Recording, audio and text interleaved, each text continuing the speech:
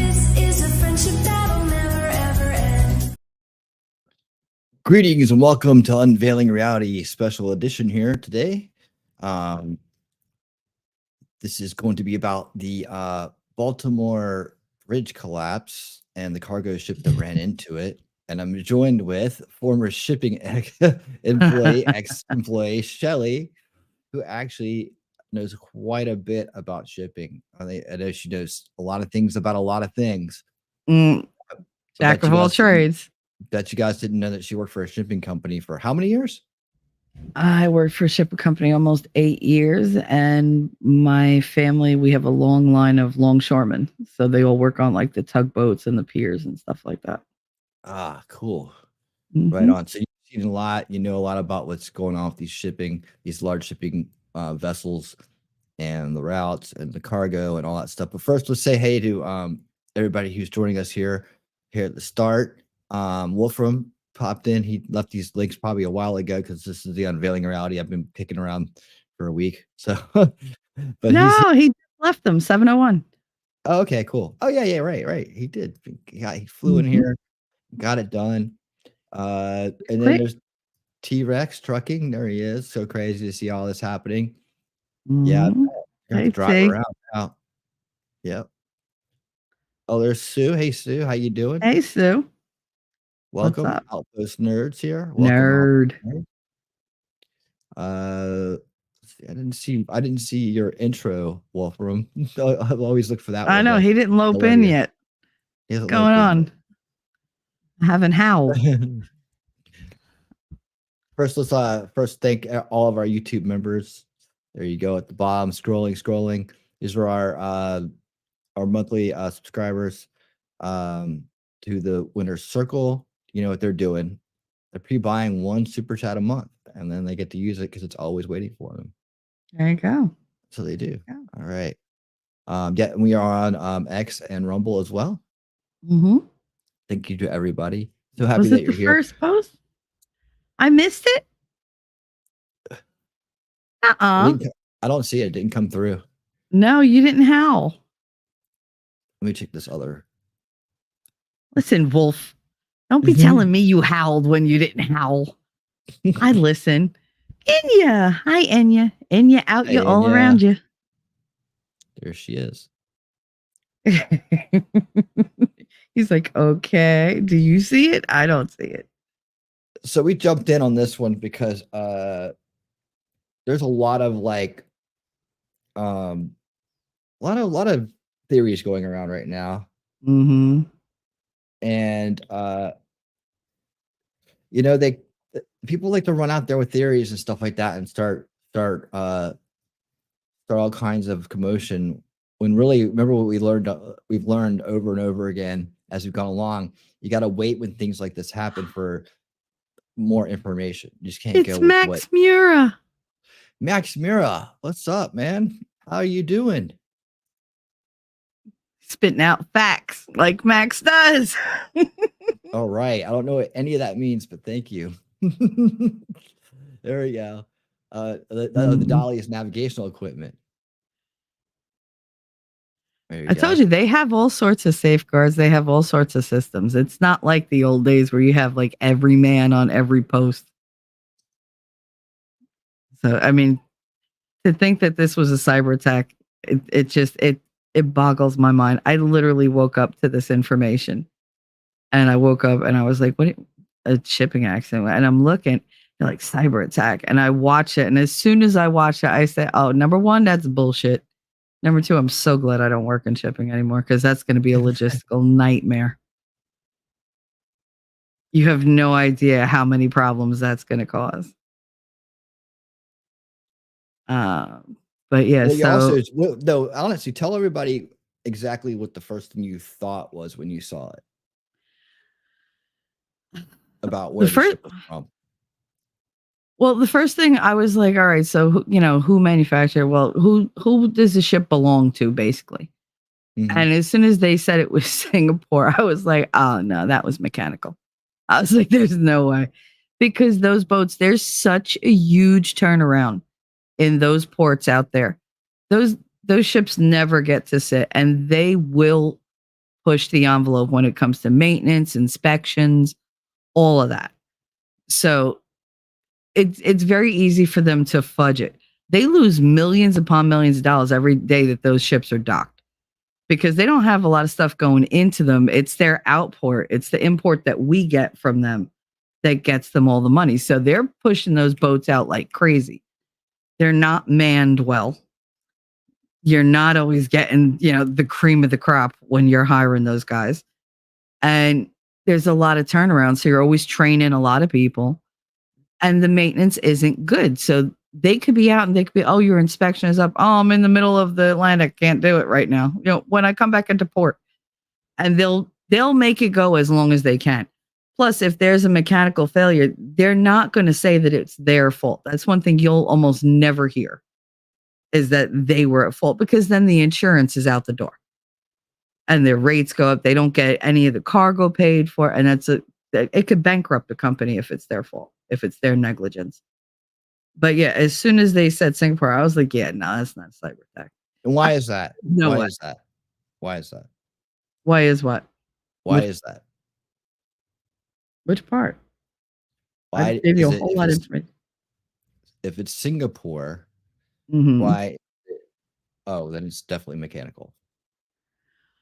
Because, like I said, they're not known. Like, it's not something that anybody talks about. It's if you're in the industry, you know that there are a lot more problems with ships from that area because they're older ships, they're not as well maintained, and they do like to, what do they say, cut corners as much as they can because they need the turnaround. They need the money. I mean, we make way more money on this end than they do. Mhm. Put it to you that way. What So you told me they earlier don't, is that this happens all the time. not just from there. This happens all the time in shipping.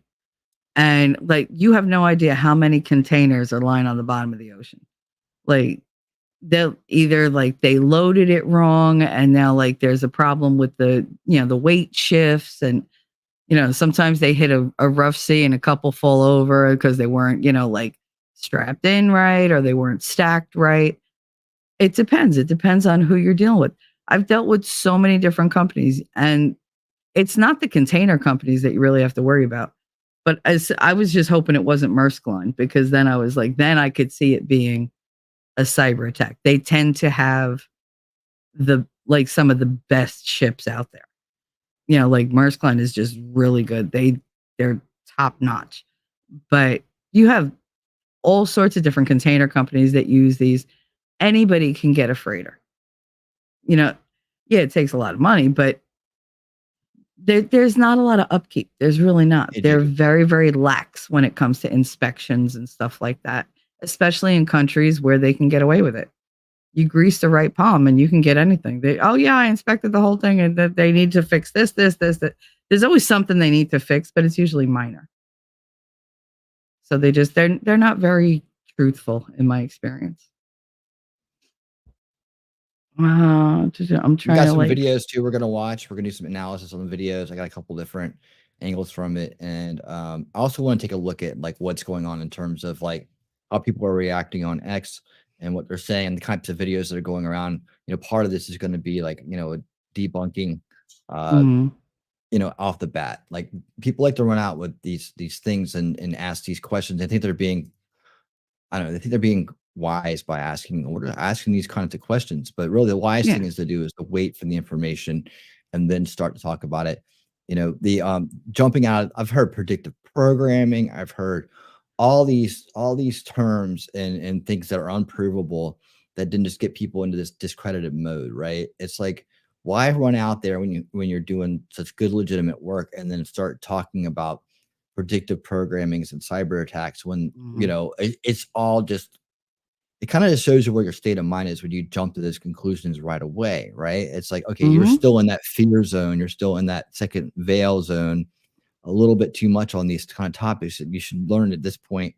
You got to take your time, you got to get the information in. You can't just jump to conclusions because then everything you're talking about, WEF, United Nations, all the things that are real that you're out there doing a good job talking about, you just shot yourself in the foot and gave Rachel Maddow and every other establishment useful idiot out there, mouthpiece, all the ammo they need to say, see, they're crazy. They always just think it's something like this or something like that. Yeah, you know, and the average person is going to see that and be like, yeah, they don't know what they're talking about. So anything else that comes out of their mouth is going to be the same way. Mike Gohagan, what's up? Haven't seen you in a while, Hey, Mike, what's up? The You know, thing so is, with most of these, the problems that if they're going to have a problem, it's going to be out in the ocean. It's going to happen mid-trip. It's not going to happen like right at the beginning.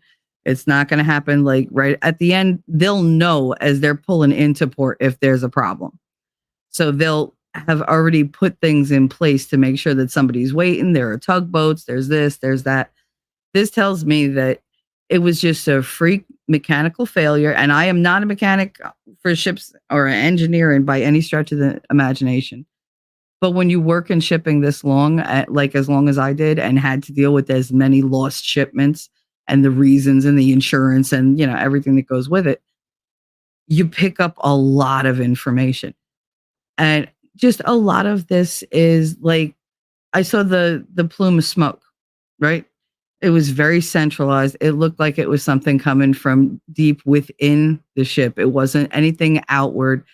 That's usually engine failure, or there's like somehow maybe they hit something and maybe they have like a small, you know, like leak or something, and they're trying to like, you know, they just bail out. But, and I don't mean they bail out of the ship. I mean, they just open up the sump pumps and out it goes.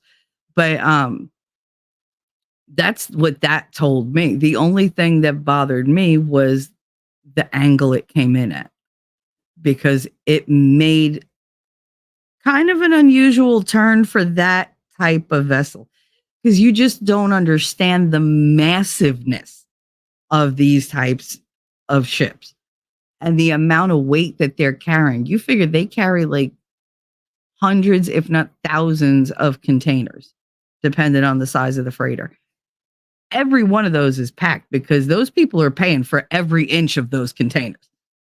Like they're paying for the weight, they're paying for the size, they're paying for everything. Placement on the ship, you know, loading on, loading off. It's got to be, you know, weight distribution.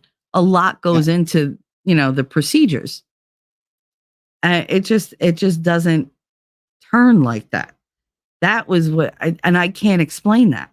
Max, I sent you an invite if you wanted to jump on, but if you gotta hop, oh my God, that'd be awesome. If you want to come back. Yeah. Wolfram, thank you for the $5 super chat, buddy. Woohoo! I appreciate it. Ow, baby. There you go. That's what he waits for.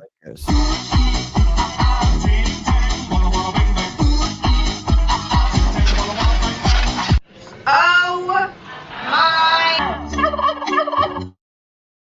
Thanks again for the $5, Wolfram. You're the best. Thank you so much. I really do appreciate it. And now all that you do. All right. Let's bring this up here. Let's go with this display. All right, cool. All right, so let's see the actual. I'm gonna slide that last super chat in with this one. $10 T-Rex Trucking and More. Thank you so much, sir, for that. Appreciate it. I mean, I think of the 95,000 tons of 190 million pounds traveling at 25 miles per hour. That's so much force, even if only traveling 6 miles per hour. So much force, the bridge stood no chance. That mass and weight at that momentum is going to be extremely hard to stop. Even if they got the power back, which they did, the power only looked like it went out momentarily, but that's all that we got to see. We don't know how many times it went down between wherever they were when they started the Mayday and when they hit the bridge. We're going to actually see a nice little route here coming up. I found a nice explanation of the route from a channel called Super Yachting. Someone who's like, you know, not in the mainstream media or anything like that. Just someone who knows boating, understands it, and is willing to sit down and explain it. Kind of like Shelly. All right, so let's take a look at this. Let's just watch the incident here, and we probably won't watch this whole thing, but we'll probably just watch this part right here. This was the moment that a 32,000-ton container ship. Okay, stop. I just want to slammed point into out, a like, steel bridge in Baltimore, that's toppling the structure in a matter of seconds. Okay, The entire. but Everybody's showing container this ship part slammed into a steel as bridge in the Baltimore. beginning part is a little bit sped This was up. the moment that a You can tell by the 32,000-ton way container ship everything's slammed moving. into a steel bridge in Baltimore, Mhm. toppling the structure in a There you matter go. of So it seconds. hit the one pillar. There's another The pillar. entire key bridge is Split falling that, into and then the it's harbor. the weight to start As the collapsing sun everything rose, the else. scale of the destruction of the There you Francis go. Scott Key Bridge came Mhm. into full view. The 300-meter-long ship Boom. with its nose rammed into the steelwork of the bridge. A bridge that stood for nearly 50 years, but in the early hours of Tuesday morning came crashing down in an instant after the Singapore-registered vessel struck one of its main support columns at approximately 1:30 a.m. So the To main hear the support words column. that the key bridge has collapsed. And here's another thing. Someone else. I'm going to point this out. Remember, this is the mayor right here. Okay, Democrat, Maryland. Oh, this is the governor. Sorry, The this is the governor. governor right here. Yeah, there's the governor and the It's mayor. shocking. These two. And heartbreaking. A state of emergency has been declared in Baltimore on America's east coast as divers, helicopters and support ships search for survivors. Authorities said at least 8 construction workers were on the bridge mending potholes at the time. One is in hospital Hopefully in a Sky serious News condition. isn't One going is to be a uninjured, kook. but 6 others are still unaccounted for. I don't know. I've The heard governor they said the can be. container ship was traveling at a very rapid speed of Keep my eye about on 8 it. knots, as captured by Mhm. this web 8 camera, knots. and that it 8 lost knots. power, causing its lights to go out moments Lights are before it out. hit the bridge. Right. The crew on board See the issued a smoke, mayday call the that smoke officials said pillaring right allowed there them to too. quickly halt additional traffic That's an coming indicator. onto the bridge, though it's not clear whether there were any vehicles actually on the bridge at the moment of collapse. Did you just say that? That angle issued was a much mayday? better to see that turn. So Yeah. it looks like it looks like the part you can't see under the water hit, and that's what caused it to turn as hard as it did, because it's still going. I mean, that's like if you throw an airplane, like a paper airplane, at somebody and the nose hits them in the hand, it doesn't crush itself there. It turns to the side or it goes down. Like the back end will turn around because it keeps wanting to move until it completely stops. And that's a very good angle for that. So, okay, so that makes me feel better. But Okay. yeah, Max was saying about it's the electrical system, not the engine. But it was the propulsion system and it was the rudder. They had no ability to steer. They had no ability to stop. And I don't get why they did. I mean, they couldn't even like go in reverse. They couldn't try to do anything. Like they literally could not stop the momentum of that ship. And they didn't have enough time to get tugs out there to try to, like, you know, they couldn't drop anchor. They couldn't drag it. They couldn't get any kind of like barriers set up, nothing. That thing was like I said before, it's like somebody driving a moped through one of those little play school houses, you know, in somebody's backyard. Yeah, you're going to hit it and it's going to stop the moped, but the moped ain't going to have damage, but it's going to destroy the thing. The other thing about that,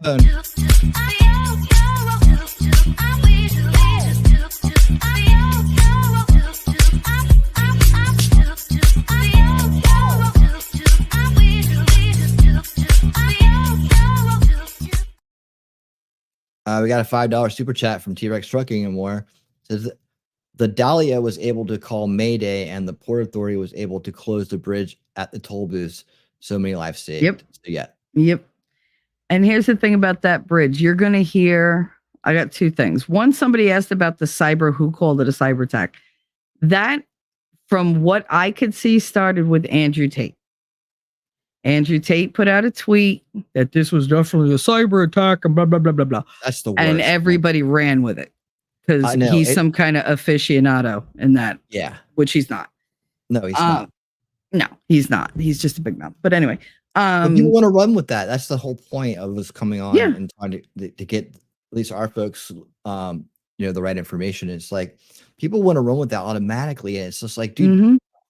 I've been trying to fight against this kind of, trying to curtail this kind of behavior for like a long time because it does us no good. We're trying the bigger battle that we're in, the real battle that we're in. It does us no good in trying to get people to reject the establishment and all their abuses to them. You know, it's like you don't help the cause. This isn't enlightened truth seeking here when you're speculating about things in this way, right? You can throw things out there, but when you run with them and it becomes headlines, all you do is just You run people off. And then what happens when there's a real cyber attack? It's just the boy who cries wolf. I mean, we're going to see this. I talked a little bit about this with the Me Too thing, and these girls who probably have very legitimate claims against P. Diddy, but because of the work of people like Amber Heard, they've soiled the whole, everybody's suspicious now, right? I mean, you're obviously should be, innocent until proven guilty, but at the same time, the credibility seems to be people will give them the avenue to jump off, hey, cool gamer, how you doing? And it's the same thing with this. It's like I heard predictive programming because in some Obama Netflix show there was some EMP or some kind of situation where there was some kind of cyber attack and a ship runs into something. An right? EMP is not going to knock that out for like 3 seconds. Well, yeah, but that's still, I mean, that's what I'm saying. That's the half thinking that's going on when these things happen. People run with, and you turn yourself, you can turn yourself in from a good media outlet into a conspiracy grifter in just 2 seconds. It's like that. Why would you even want to do that? It's not professional journalism to jump out in front and start shouting out like, is it? Well, we're just asking questions, but are those legitimate questions to ask? Right? I mean, what's nobody stops and saying what's the purpose of doing a cyber attack on a Thai cargo shipping boat and out of in the middle of the night in Baltimore? What is the point? It serves no point, right? No, it just doesn't make any sense. It's not a high value target, right? Nope. It's not going to change anything. It's I not mean, gonna it is change a busy port. anybody. It is a busy Okay. port. Baltimore was one of my busier ports, but it's very small in comparison. Still, the randomness of choosing a Thai shipping container, cargo ship, at that moment in that time to do that, it's just, I mean, people, please, the people here are smart, man. I'm preaching to the crowd right now, and they know, right? They know, but for the rest of it, it's frustrating. I wish I had like this is the moments where I wish I had this huge reach, right? And I wish I could be like, hey, Benny, what's up? Hey, this so-and-so, what's up? What do you guys, what's up with this? Have you guys, let's talk about this, let's work this out before we, run out and get everybody all in a stir about things and just have a bigger conversation and be able to get on here and have, so many people that I could undo the influence of others, when it comes to these kind of things. Because again, the whole thing is like, and I've seen it happen in real time. That's why I'm so wary about it. It's just like people jumping the shark. I was telling Shelly earlier, I was like, when people start jumping the shark, I get out of the water. I start looking at things from a very high level, and I started breaking them down. Like, as in, does this make any sense at all? Even as in, just by it happening right here, right now, right? Doesn't make any sense.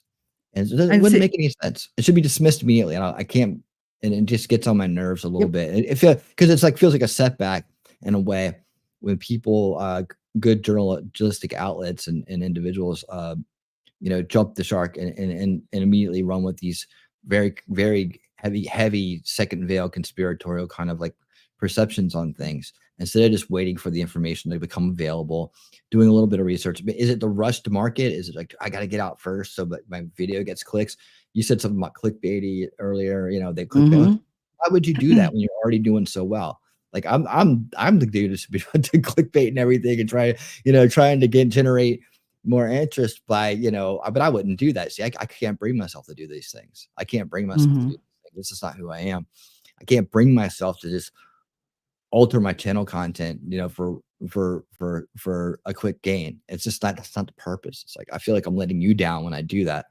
I mean, you, the crowd, everybody, it makes me feel like I'm really just letting people down, and I'm being use people. I'm not going to do that. As bad as I want this to work, and as bad as I want the message and these philosophies and this learning to get out, I'm still not going to sit there and sacrifice my integrity or use these awesome, beautiful, supporting people that are out there that come to my shows and that listen to me. No way, man. I'm not going to do that to you. I'm not going to do that to you.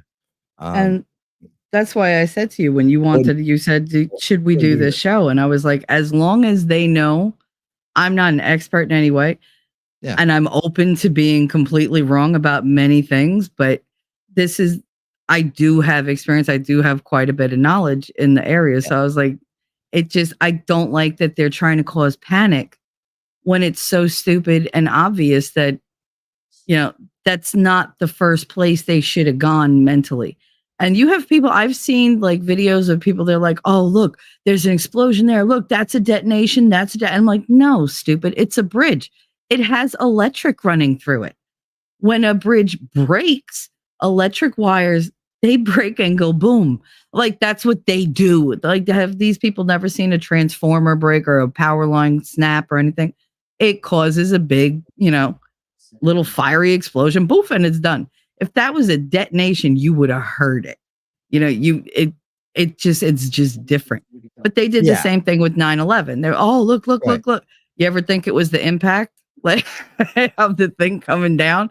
But it was just the engineering on these things. Well, I'm not going to get into that whole thing, but I mean, anyways, when you waited, if people who were concerned about it had waited just a little bit longer, they could have at least sliced that theory, that 11 theory, into two pieces, like it should have been sliced into, right? And then one side would have been easily debunked, and that's the collapse of the buildings, as we showed.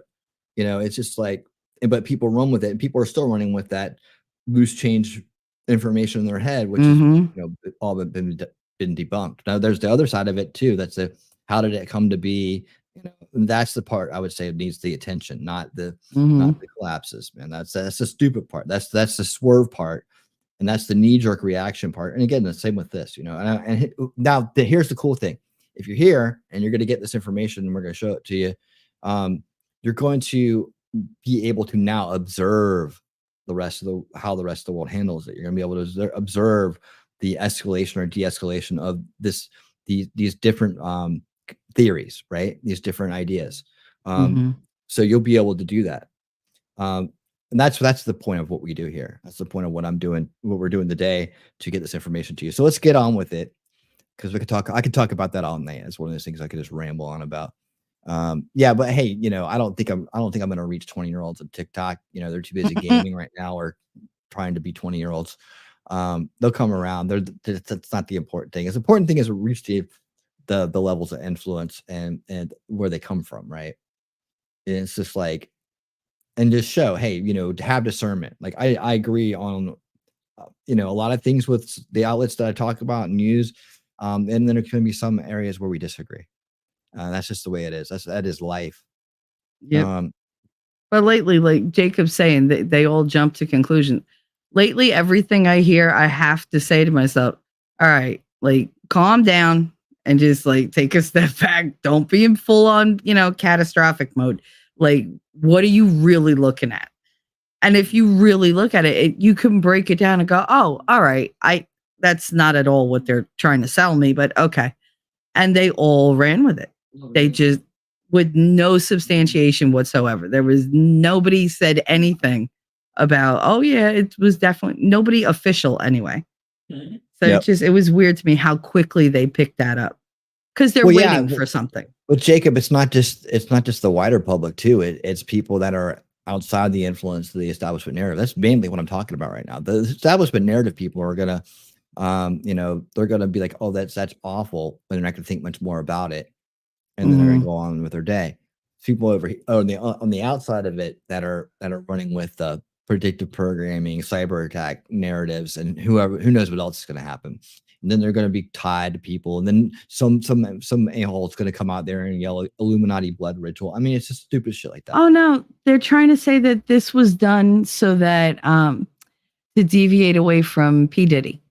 Yeah, well, there you go. See, and here we go again. Yeah, because you're going to backlog an entire industry, several industries, which branch out into different webs and supply chains and everything else. And just for P. Diddy? No, come on. Like, no. Yeah. The one they're raiding with the feds is House. And by the way, tomorrow night, I'll be back with Unveiling Reality tomorrow. I'm not going anywhere, but I'm just gonna let you know. I was going to do one show tomorrow night. It's going to be the manufactured music industry, which is in the first veil, but it's going to be using the P. Diddy story as a backdrop for this story about the manufactured music industry. I've gotten a lot of stuff. This whole P. Diddy raid by the Nice. feds that just happened. This thing's been building. And like for me, I didn't even know it was building. So maybe a lot of you knew it was building. But thank you, Daisy, wherever you are, for kind of setting me on this track, because I did a deeper research into the backstories. And yeah, now I can see why they raided his house. And it was almost telegraphed. It was almost telegraphed. Hey, Latney, how you doing? It was telegraphed. I mean, like if you were following the PDA story, you probably felt like something like this was coming on, but not a lot of people were. You know, it's just, and a lot of people should be. Like when you learn some of the history that I learned, if you don't know it already, about him and the Hollywood music industry and what they're doing with rap music and all the people he's influenced and brought up and how he does it. And yeah, it goes deep. It's a deep little rabbit hole there. And the only reason I'm going to cover it is because it does tell the story of the manufactured music industry, which is one of those points I needed to cover. This is one of the things we're first introduced to. We're told it's normal. We're told it's normal. You know, these people are, you know, someone to be looked up to. That's why I kind of don't, you know, when it comes to music and musicians and you know, things like that, I tell people like don't look up to them, don't worship them. You know, they're just people who are doing a thing. Like a cook and a musician are the same thing. Musicians, music itself is I would call it a type of technology, right? It's such an old technology. People don't call it technology anymore, but it is a technology which does convey a medium, right? It does convey a medium, and it does have influence. It just depends on how you take it. But I'm digressing. I'm off in the other world. I'm just telling you what's going to happen tomorrow night. So get ready for a deep dive on the pity case, the pity Diddy case. You didn't squirrel bad. You're good. Yeah, I tried to wrap it up. I kind of like this little thing goes off going, you're gonna lose them. All right. You didn't pull a me. It's fine. Yeah. It's fine. Anyways, let's jump into some of this coverage here, because you're gonna live react to it. And I'm gonna have my fingers crossed that I don't get copyrighted on any of this. But if I do, the full show's on Rumble and X as always. So for anybody who's coming back, you may see a blip or something cut out. Just go over to Rumble. I'll have the link in the description below. You know, unfortunately, we're playing all these platforms. YouTube makes it difficult for us, so we have to kind of get around that by letting them clip things out when they don't want to share. And of course, we're doing real fair use here because we're going to be giving analysis on it, so hopefully no issues. Okay. But again, just the little upfront warning: if right now this blips over to us talking again and there's no video, go to Rumble. All right, here we go. For more on this story, I want to bring in James Mercanti. He is the president of the New York Board of Pilot Commissioners. This is a state agency responsible for licensing and. There's two ways. I'm going to show this official kind of thing right here, right? This guy talking, which he's just been pulled into it. So I think he's probably giving just, you know, what he knows. And then we're going to go to a non-official kind of medium. We're going to go to a super yacht, who's just a dude who's really knows what he's talking about when it comes to boats and yachts and how they work, how shipping works. And he's done a great breakdown. So I can't wait to get to that. Cool. But let's first get through this so we know what the average person's hearing and what information they're getting. Regulating boat pilots. He's also a maritime attorney. Thank you for being with us, James. Yeah, good morning, Chanel. Nice to be here. So we can now report, James, the ship lost propulsion before the bridge collapse. Talk to us about what that really means and how a pilot might be trained to react to something like that. Well, what's going to depend is when you say loss of propulsion, whether it lost steering and power. If it lost steering and power, then basically it's a dead ship just being carried by the current or its own momentum. I thought it was very interesting that at the last second prior to the impact, you did see a big puff of real dark black smoke, which could indicate, Chanel, that either power was restored at the last minute and the pilot was attempting to make an emergency maneuver, either by going full astern or by making a hard left turn. You know, and so that's going to be very interesting to determine whether or not they lost power and steering, and whether or not it was restored, because we see a lot of loss of propulsions here in New York Harbor, and the crew is usually fighting feverishly in the engine room to restore that power, because without that propulsion, you're basically you're just trying to maintain bare steerageway, and in a narrow channel like this, where you could run aground on one side, hit a bridge on the other side, your options are very limited. That's why we have so many tugboats here. My observation of what I've seen so far. So, James, the longshoremen, because that's their job. They escort every single boat, like every single ship, no matter If it's over a certain size, they have to escort them in and out of New York Harbor and up and down the river. Go ahead.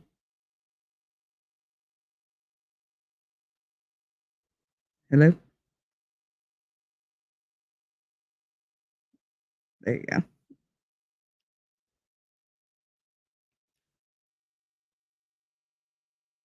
When I Any can't hear comments you. on There any you go. comments you said?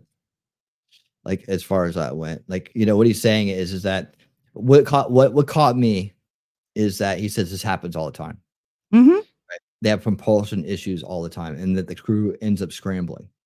Right, so you're in a state of panic to try to get things back online, back on track, in a very critical situation with a very narrow window of time.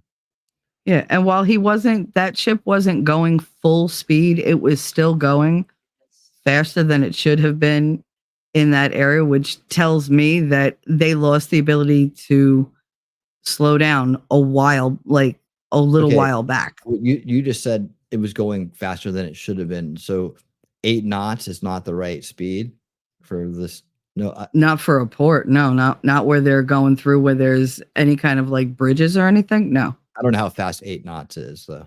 I don't know I the can't exact, imagine it. but they Anybody- need to be able anybody? to stop within a certain distance if something does happen.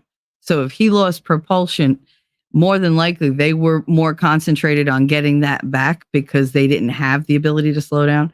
So they were just coasting like at the same speed and hoping that basically like inertia would, like friction would slow them down.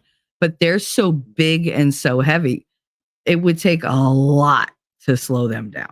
Like a lot. They would need all sorts of things, roughly about 25 miles an hour. For that type of ship going 25 miles an hour will plow through anything. It'll literally plow through anything. That's why I said when you showed that one where it turns, that I didn't get to see that video. That was a really good angle because you can almost see where it impacts underneath. You're not going to see where it hits the bridge. It must have hit the embankment underneath or ran aground like to where it was able to stop the top, like stop the front. Okay. But that caused it the was back 9 to miles swing per hour. around. 9 miles per hour. It would cause the back to swing around. That would Okay, which is that what would we account saw. for that angle that it made, that sharp turn. It was the momentum that turned it because the front stopped, but the tail end came around. And that's what Mhm. hit the bridge. That's why Yeah. it came in on an angle. We're gonna see more of that here. Let's And continue. based on what we know, and just given the speed and the size of this vessel, was there any other Now, way? real quick, should she have her ear showing out like that or have it covered? Because I can't figure out whether that's cool or not. Kind of odd. This could have panned out? Well, one thing that the pilots and the captains are trained to do in a situation like this is to drop anchor. The ship has two very huge anchors. The problem is that if you have momentum going forward and you can't go in reverse and you drop your anchors, you can end up running over your own anchor. Now you eventually may stop, but you got to remember this ship is 3 football fields long. It's over 900 feet long, and someone reported it was going about 8 knots. Now 8 knots is not a big speed in an open area like that, but it would take quite a while, probably the length of 5-6 football fields to bring that ship to a stop, even after dropping the anchors, because of its power and momentum. This is a behemoth. This is 3 football fields long. So particularly, that's the only recourse that the pilots and the captains have is to drop their anchors. And I imagine if they didn't do that here, we don't know. We haven't heard any reports on that.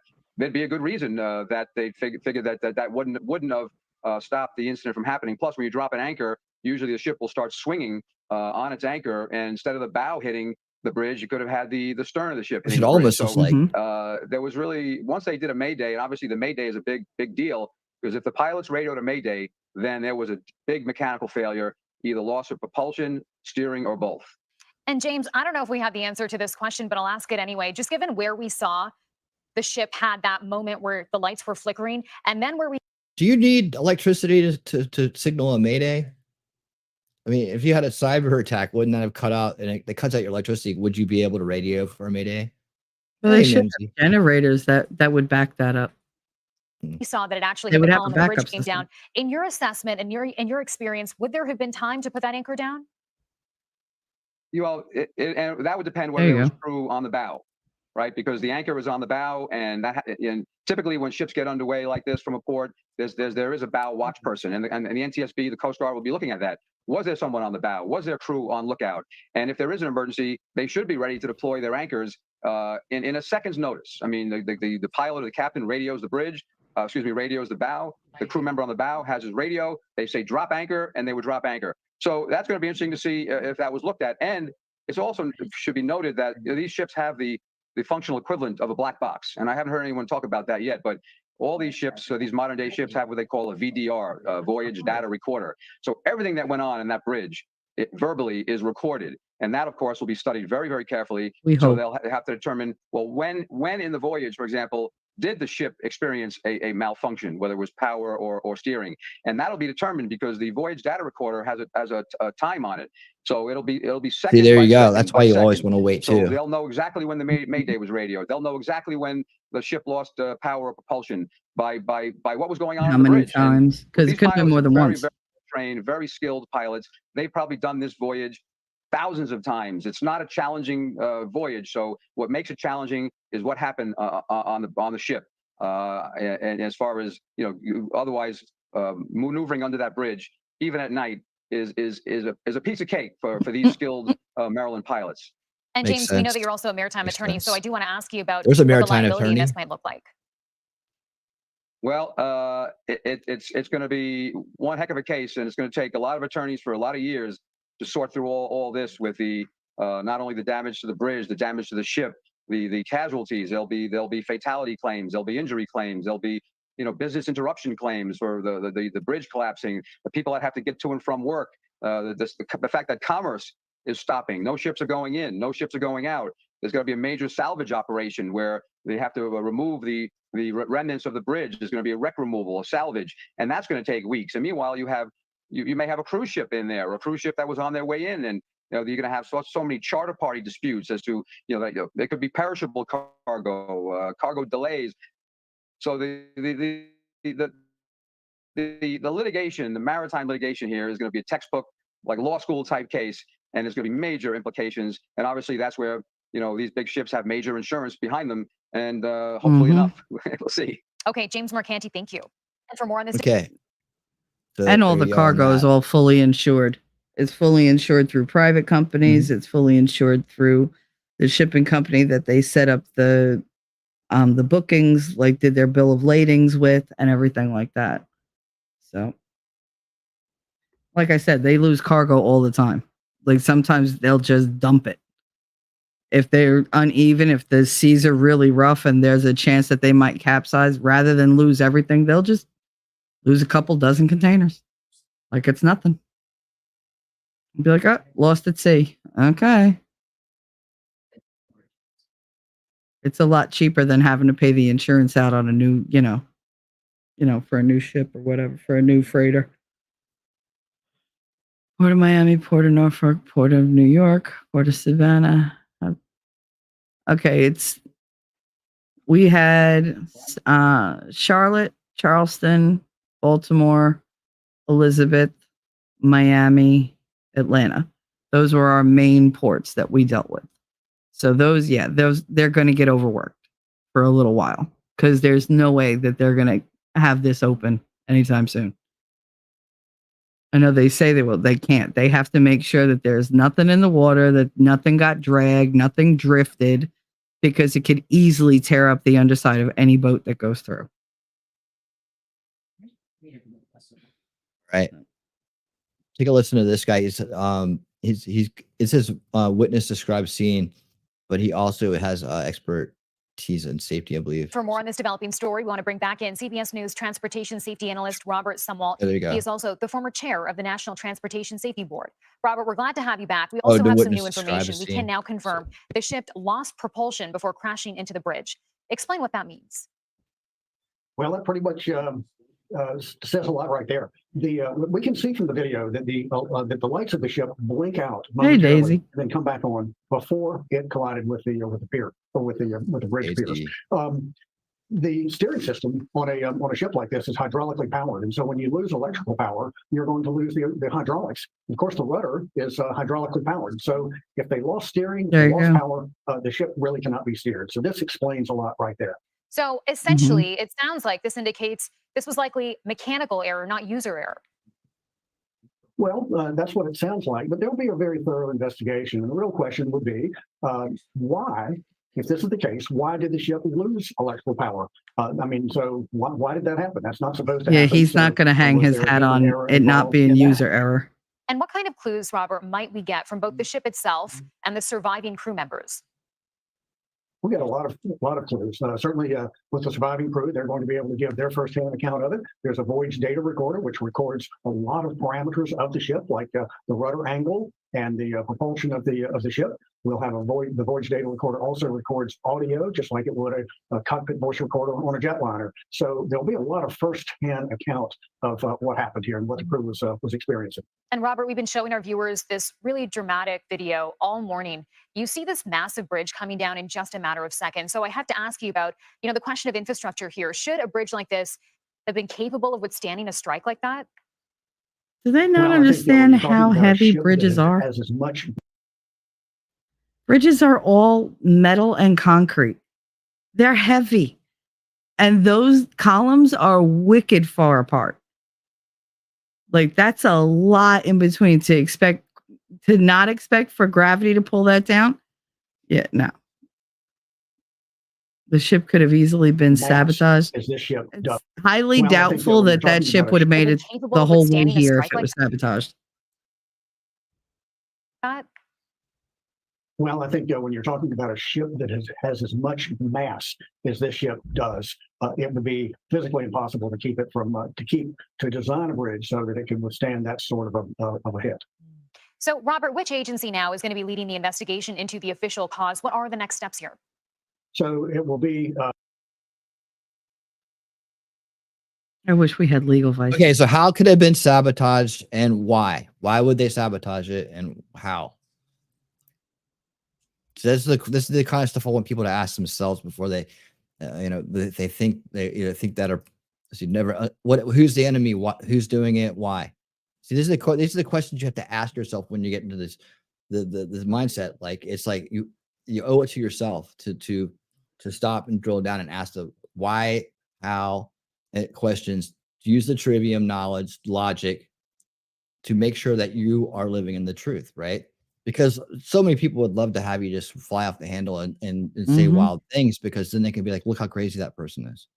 Like, yeah, oh yeah, cyber attack, predict the programming in movies, all that crap. None of it is reality, right? If it's a cyber attack, we're going to know it's a cyber attack. We're going to figure it out. But the people speculating on why who would cyber attack a ship, that particular ship from Thailand. I said this earlier today, but who's going to do that and for what purpose? It's a low value target. There's nothing to be gained from it. It doesn't really do anything. And all people are going to do, I mean, you could say, well, maybe it was for money or something, but they have insurance companies, and why would they do it right there to run it into a bridge? It doesn't make any sense. In Baltimore, of all places, Baltimore. Nobody cares about Baltimore. These ships, they don't run on one system. They have systems with backup systems with backup systems. They have a web of systems that work together. Hold on. Because it happens all the time. These accidents, that's what we're trying to say. It happens all the time. Like, if you see everything that happens on the news, like an accident, a plane crash, and you immediately think that it's some kind of conspiracy or that somebody's out to do something, right? You're living in fear. You're living in the second veil. You're living in that live in fear, stay on defense kind of mode, right? We live in a world where accidents happen. You have accidents that happen to you. You know, accidentally cut my finger. I accidentally did this. Nobody made me cut my finger. They didn't make the knife, so I cut my finger. It was just I cut my finger because it was an accident. Like, in mechanical failures, these boats aren't well maintained. T3, you were telling me about how they push off doing maintenance on these boats for money, literally. Oh yeah. They'll, especially in the other, like the countries where these are coming from.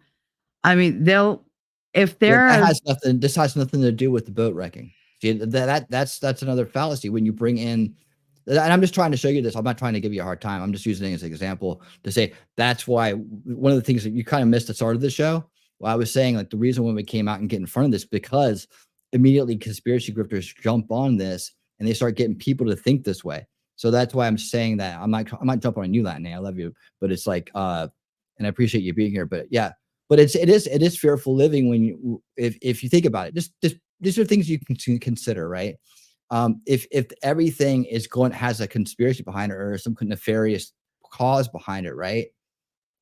That is living in fear because you're going to be seeing it every day. And there's different ways of living in fear, right? And believe me, I've been there. I've taken the journey already. I've been doing this almost 2 decades. I've walked through the valley of the darkness in the second veil, and I've had the fear put on me about these things where you think that hardly anything about reality is real, right? The deeper, the more you involve yourself in the deeper rabbit holes, the more you get into that mindset. And I took myself there to understand it and to come back out of it, to understand the mechanics of how these things work, right? But see, we've covered that. We covered a lot of this stuff. It doesn't matter where it was built or who owned it or what, like where it came from originally. Wherever the maintenance was, that's where you're going to want to look, because they neglect maintenance all the time because it costs them money to keep these ships in port. If these ships, for every minute that they're still, they're losing money. See, there's another one. It's like, well, what does that mean, right? Inside, what does that mean? So that means different things to different people. And how vast does that mean?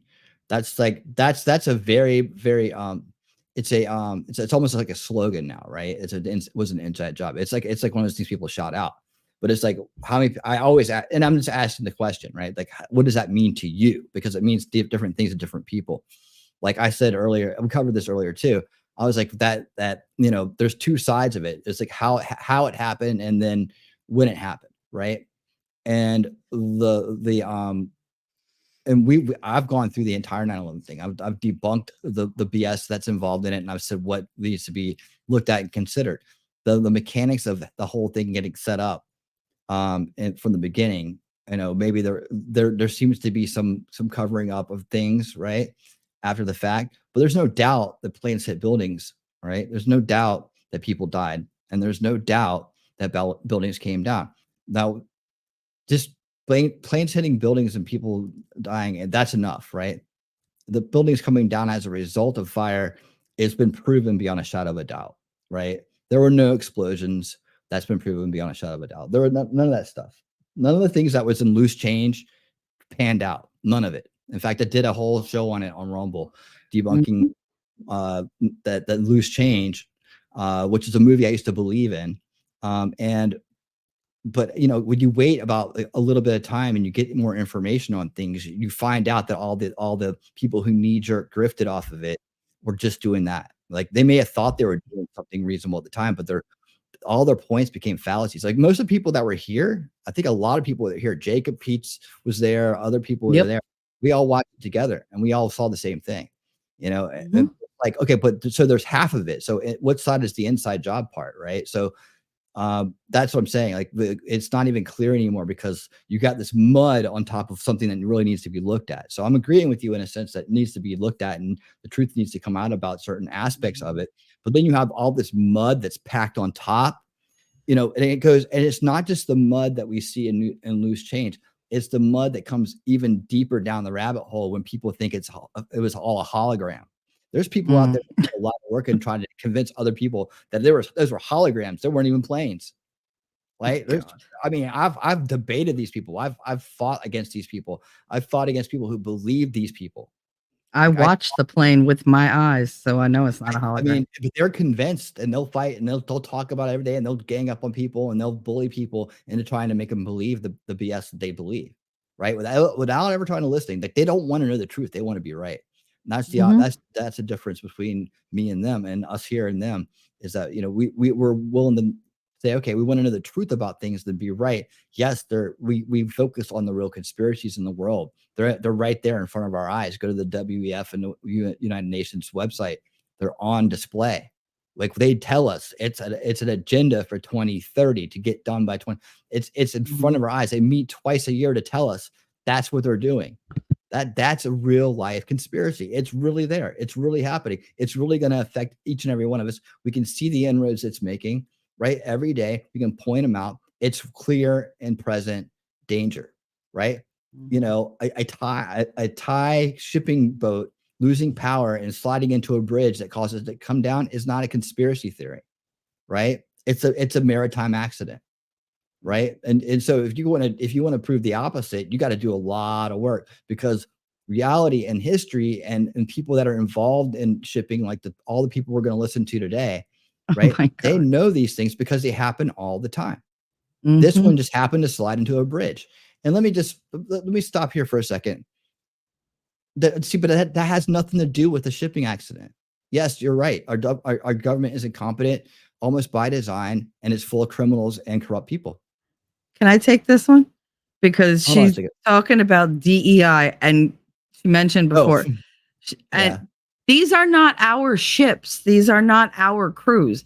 These are imports, which means they're coming from other countries. So we don't have any say in who they put on their ships. We have a say in what we're willing to accept at the port. But other than that, we have no say. We could just, all right, we have incoming. That's it. We have no say in their crew, in what systems they use, any of that. I'll run the show how I want to run it, man. I go with what needs to be talked about when it needs to be talking about. Okay. Yeah. You run your show how you DEI is not a thing. Trust me when I tell you that the crews on these ships, they are not DEI. They are hired by the companies that own the freighters because they all need to speak the same language and quickly. You weren't talking to me, were you? Sorry. Okay. Look, let me just show you what I'm talking about right here. Right? This guy, concerned citizen, right? Bill Gates is a psycho. This guy, okay? I don't know him. I just happened to catch this, but this illustrates what I'm talking about. What do you notice about this? Boom. Right? See how it turns it to front hit. That's not what I'm talking about. That's not what I'm talking about at all. You want to know what my response was to this? What? I noticed the video is sped up to make it look like it was going faster than it really was. That's I noticed that. Yeah, that's what they're doing right here. So it gives you a false impression right away by the juxtaposition of the video, right? It looks like it happened a lot faster, and it looks a lot more purposeful, right? So let's read the comments. It was on purpose. News didn't show the cargo ship turning to hit it. It was only because they failed to show it turning to hit the broad columns. The MSN is reporting the ship lost power, but how does the ship completely turn with its lost power? Jamie girl. The lights go out. The engine goes full throttle. Smoke bellows out the stacks. Definitely a planned attack. How many of these people are even real that are out here? I guess the check mark means they're real, but there's what's the first thing the media ran with? This is a mass casualty event. So far, nobody has died. Green lives matter. I mean, they can't find 6 people, so we can't technically say that they died. We hit. What do I know? I'm just a conspiracy theorist. 5,000 hearts. 50. I can't even get this on one video of anything talking about the truth. This comment got 5,000 likes and 586,000 views. 100 additional comments. It was retweeted 89 times. And it says absolutely nothing. Absolutely nothing. What does this have to do with it? That's for the people that live with their finger on the panic button. Look where this account is coming from. Tell me this isn't something to stir up shit. You want to see the conspiracy? They take it and they pull you in the direction they want you to go. Right? Why did it turn around and head straight for the bridge? Who says it did? Why it did that? Look at this. And now we're combining things. I mean, it didn't have anywhere to go. And this person thinks the bridge is to distract you from P. Diddy and the entire music industry going down as another Epstein case. Right? So I told you that was something. Let's target one cargo ship. I'm just trying to show how ridiculous it is. Oh yeah, the poop cruise was hilarious. Were you there when we played that? That was so good. But I'm just saying, man, this is because this show's about mind control. right? It's about mind control. It's about beating the system of mind control, information abuse, traumatic abuse. It's about beating those systems, those cycles of abuse, because those empower the cycle of control we're under. That's the philosophy going on here. So that's why I talk about these things. That's why I harp on them. Mhm. That's why I challenge everybody to just analyze your thoughts and see where they're coming from, and make sure that they align with where that energy is going. I'm going to talk more about why that's important with energy down the road when we get into the outer veils and into natural law, because it does have consequences. It is intention. It is the rub of intention, right? Does it help the establishment, or does it hurt them? Does it promote? Is it going to promote good forces or bad forces in the end? Those are the things, right? So I don't think that when things like this happen, a ton of conspiracy grifting comes out, a lot of COINTEL comes out, and it tries to push people in a direction of being nonsensical, so we can't actually come to conclusions. And so that when someone who's enlightened and beyond the influence of establishment, like Latin A here, right? The people, she wants people to listen to her. She wants people to hear her. We all do, right? And we want to get the message out because we want to live in a safe world, an uncorrupted world. We want to live in a better place. We don't want criminals in charge, right? We all want the same thing. We're all on the same page, right? But then they can throw those little things in there, right? They throw those little things in there, and it's like, someone who was listening, who maybe not so far along, now is like, okay, that's crackpot. I'm not going to listen to that. And now all the good things about liberty and freedom and government corruption and all that we say, and this goes for me as well. That's why I got to watch what I do. I got to be extra careful, and I got to be willing to humble myself to the truth when I'm not right. I don't want to fight to appear right for some kind of clout or some kind of like ego. I want to if I'm wrong, I'm wrong. And push the truth out, because that's the only way we're going to win. Right? There's a strategy to that. And not only it's the most integral thing to do, it's the moral thing to do, it's the example to be, but it's like, without the truth, we fail. They win with fallacies. They win by confusing us. They win by dividing us. That's the point of the show, and the point of what I'm doing with this whole exercise, this whole philosophy that I'm bringing out, this whole idea that I'm rolling out, is that, we need to be beyond the second veil. The second veil is where all this kind of stuff happens. First and second veil, right? We're already beyond that. But for others that kind of fall into that I've just been at this for a few years now. I'm new to it. I've been there. I was there back before there was as much information as there is now, right? It was harder for people to see through the second veil back then, because it was like that's all we had. You didn't even know where to go next, right? So, well, at least I'm not on that side, right? Mhm. So you start buying into a lot of things that aren't really that are just put out there to hurt you, and really, in the end of the day, discredit you or make money off of you, or have you living in fear. That I'm powerless. Is behind every stone there's another conspiracy or person working for a group that I can't. I have no knowledge of when they're coming, and they got all the money in the world. They got all the power in the world. I should just shut it in. I should just shut in and shut up, because if I don't, they'll come get me. That's the fear. That's the fear I'm talking about. But if you just look down the road, like, where are the reasonable comments in here? Now this guy, thank you. But what did you say? A controlled demolition, right? So we know what he's talking about there. Mhm. He's like, he's at least slowed it down. So I'll give him some credit there. And notice how everybody is an expert on how big ship.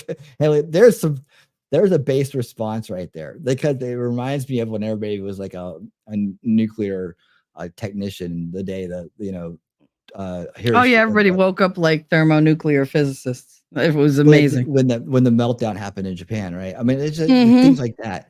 Oh yeah, that was supposed to be something done by Israel, according to some people. Like the fog of war, the fog of conspiracy is the same thing for any kind of episodes that happen. I should coin a new term, fog of conspiracy. But it's like the fog of a new event happening. Is almost like a fog of war. In this day and age, you have people the fog coming. Of bullshit, because they come out with the narrative first. You have the establishment coming out to deliver their news first. They want to get their news out first, and they want to set and if it's something like a shooting or bombing, they want to put their narrative on it. They want to spin it to their agenda. That's what they've been doing for over 10, 15 years now. Nobody has laid claim to this. Never let a crisis go to waste, right? And so they always jump out Yeah. there first. That's why so many people were convinced Sandy Hook wasn't real, because they did a sloppy job reporting and they didn't follow up on anything. They didn't explain anything to anybody. They just tried to pivot to the gun grab, the 2A stuff, right? That's what they pivot to that first, right? So, and this person deserves either answer. Their question answer. Come to my show. I'll answer the question, right? We're actually going to get into that right now. But I'm just kind of going off what's going on here, and I want to just answer things as they happen. And I saved this because I wanted you guys to see that the influence of one sped up video from one guy just asking one question, what did you notice? Very powerful. In a sense that it really, look at how much conversation it set off just by not even giving any information. What this guy was like an expert, but didn't give any, information on it. Intentional act, possibly Russia, India sponsored terror attack. This is from Cyborg Kalisha. Give me a break. This is what we're fighting against. Like this is internal. These are people that are probably pretty based, not against the, not for the establishment by any means. And then there's a lot of people that are actually probably working for the establishment here, stirring shit up. Shit stirs. Yeah, go ahead, go full on tinfoil hat, right? That's what they want us to do. Key bridge collapses. I need to remember that hashtag. This was no accident. See, look at this, running with it. Now, what is it up to? What are we looking at here? I mean, I could go on probably for a couple hours just reading this. This right here, there's 3.8K comments at the time that let's see. So just refresh it. Let's see what happens now. How fast is it growing? Okay, 3.8, 7K repost, 30,000 likes, 7.5K bookmarked, including me. I bookmarked it for the show. Right? But I mean, look at all this consent. All these people are buying in. It's really frustrating. When you have this much support. Look at this. And here's Patty Mel. They need the drama. I either that or it's like, I don't know. It's a thrill almost. It's the thing that I'm trying to work out. Yeah, but who's sitting around and watching? I'm not sitting around and waiting and watching. It's like you wait for data to make decisions, like facts, right? And you can ask questions, but look, let me show you. This is what a question did. It set off a whole bunch of compliance, man.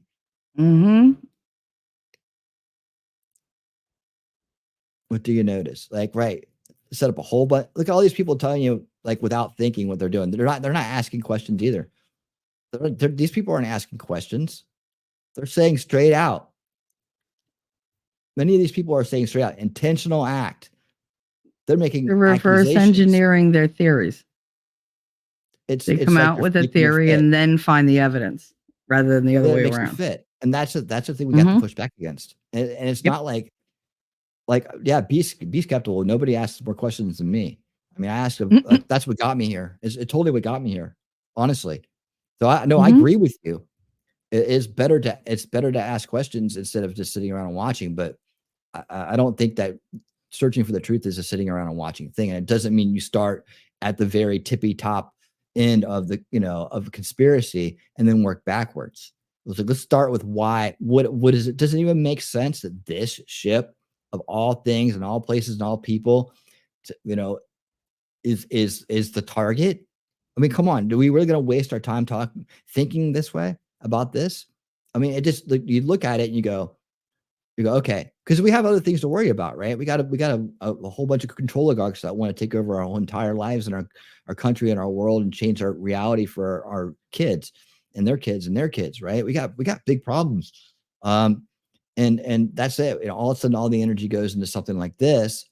If you just look around a little bit like we did, and then you talk to an expert like we're doing now, an expert, someone who has experience in the shipping industry and understands these things because they've seen the accidents, they've seen the reports, they've had people call them on the phone talking about how they've dropped so many details, broke down, details after details of, yeah, I mean, day after day after day. And it's a pattern. There's not a whole lot of differentiation when it comes to these things. Yeah, You but can so- tell what's an accident and what's not. Kalisa says it's an intentional act. So here we go. You know, it's a 3-ring conspiracy according to this person. You go down a little Based bit on what? further, it's about P. Diddy. You go down a little bit further, it's about something else. Then there's a Hillary Clinton. You know, it's like, come on, guys. Like, honestly, we should know better. And this is the whole thing. We should know better than this by now. That's where I'm at. Of course, I've been doing this a lot longer. So I have to remember a lot of people are still kind of new to living outside the influence of the Hey, establishment. Lex. Lex, what's up? Lex coming in with the wisdom. Oh, don't. Who's are you having any issues? No, you're not. You're being awesome. You're being awesome. Yeah. Yeah, you're not triggering anybody. No. If anybody's giving you a hard time, stop. Just remember, I'm from Jersey. I'm naturally aggressive, even when I'm Yeah. being nice. No, and I get excited because I really do want to help people kind of get out of the second veil. Like that's really a lot of what I'm doing here. It's just like, and it's just like you're going to know the second veil. You've been through it. You understand all the things, but I want you to see it for what it is. Like the way I want you to have that second awakening, like everybody else. So I ask questions, and I try to. These are the same questions I ask myself. These are the same exercises I put myself through. These are look at this. Well, that's funny. That's what I was laughing at. Yeah, that's funny. But anyways, let's get back to the video. I just wanted to show you this post, and that's just one post. I want you to imagine how many. You saw what Lex put? What? Where Lex put? She said in these types of cases, I always assume negligence, laziness, or distraction until I've Stop. I tried. Until I have hard evidence of malice. Well, you were taking too long. Until I have hard evidence of malice. Exactly.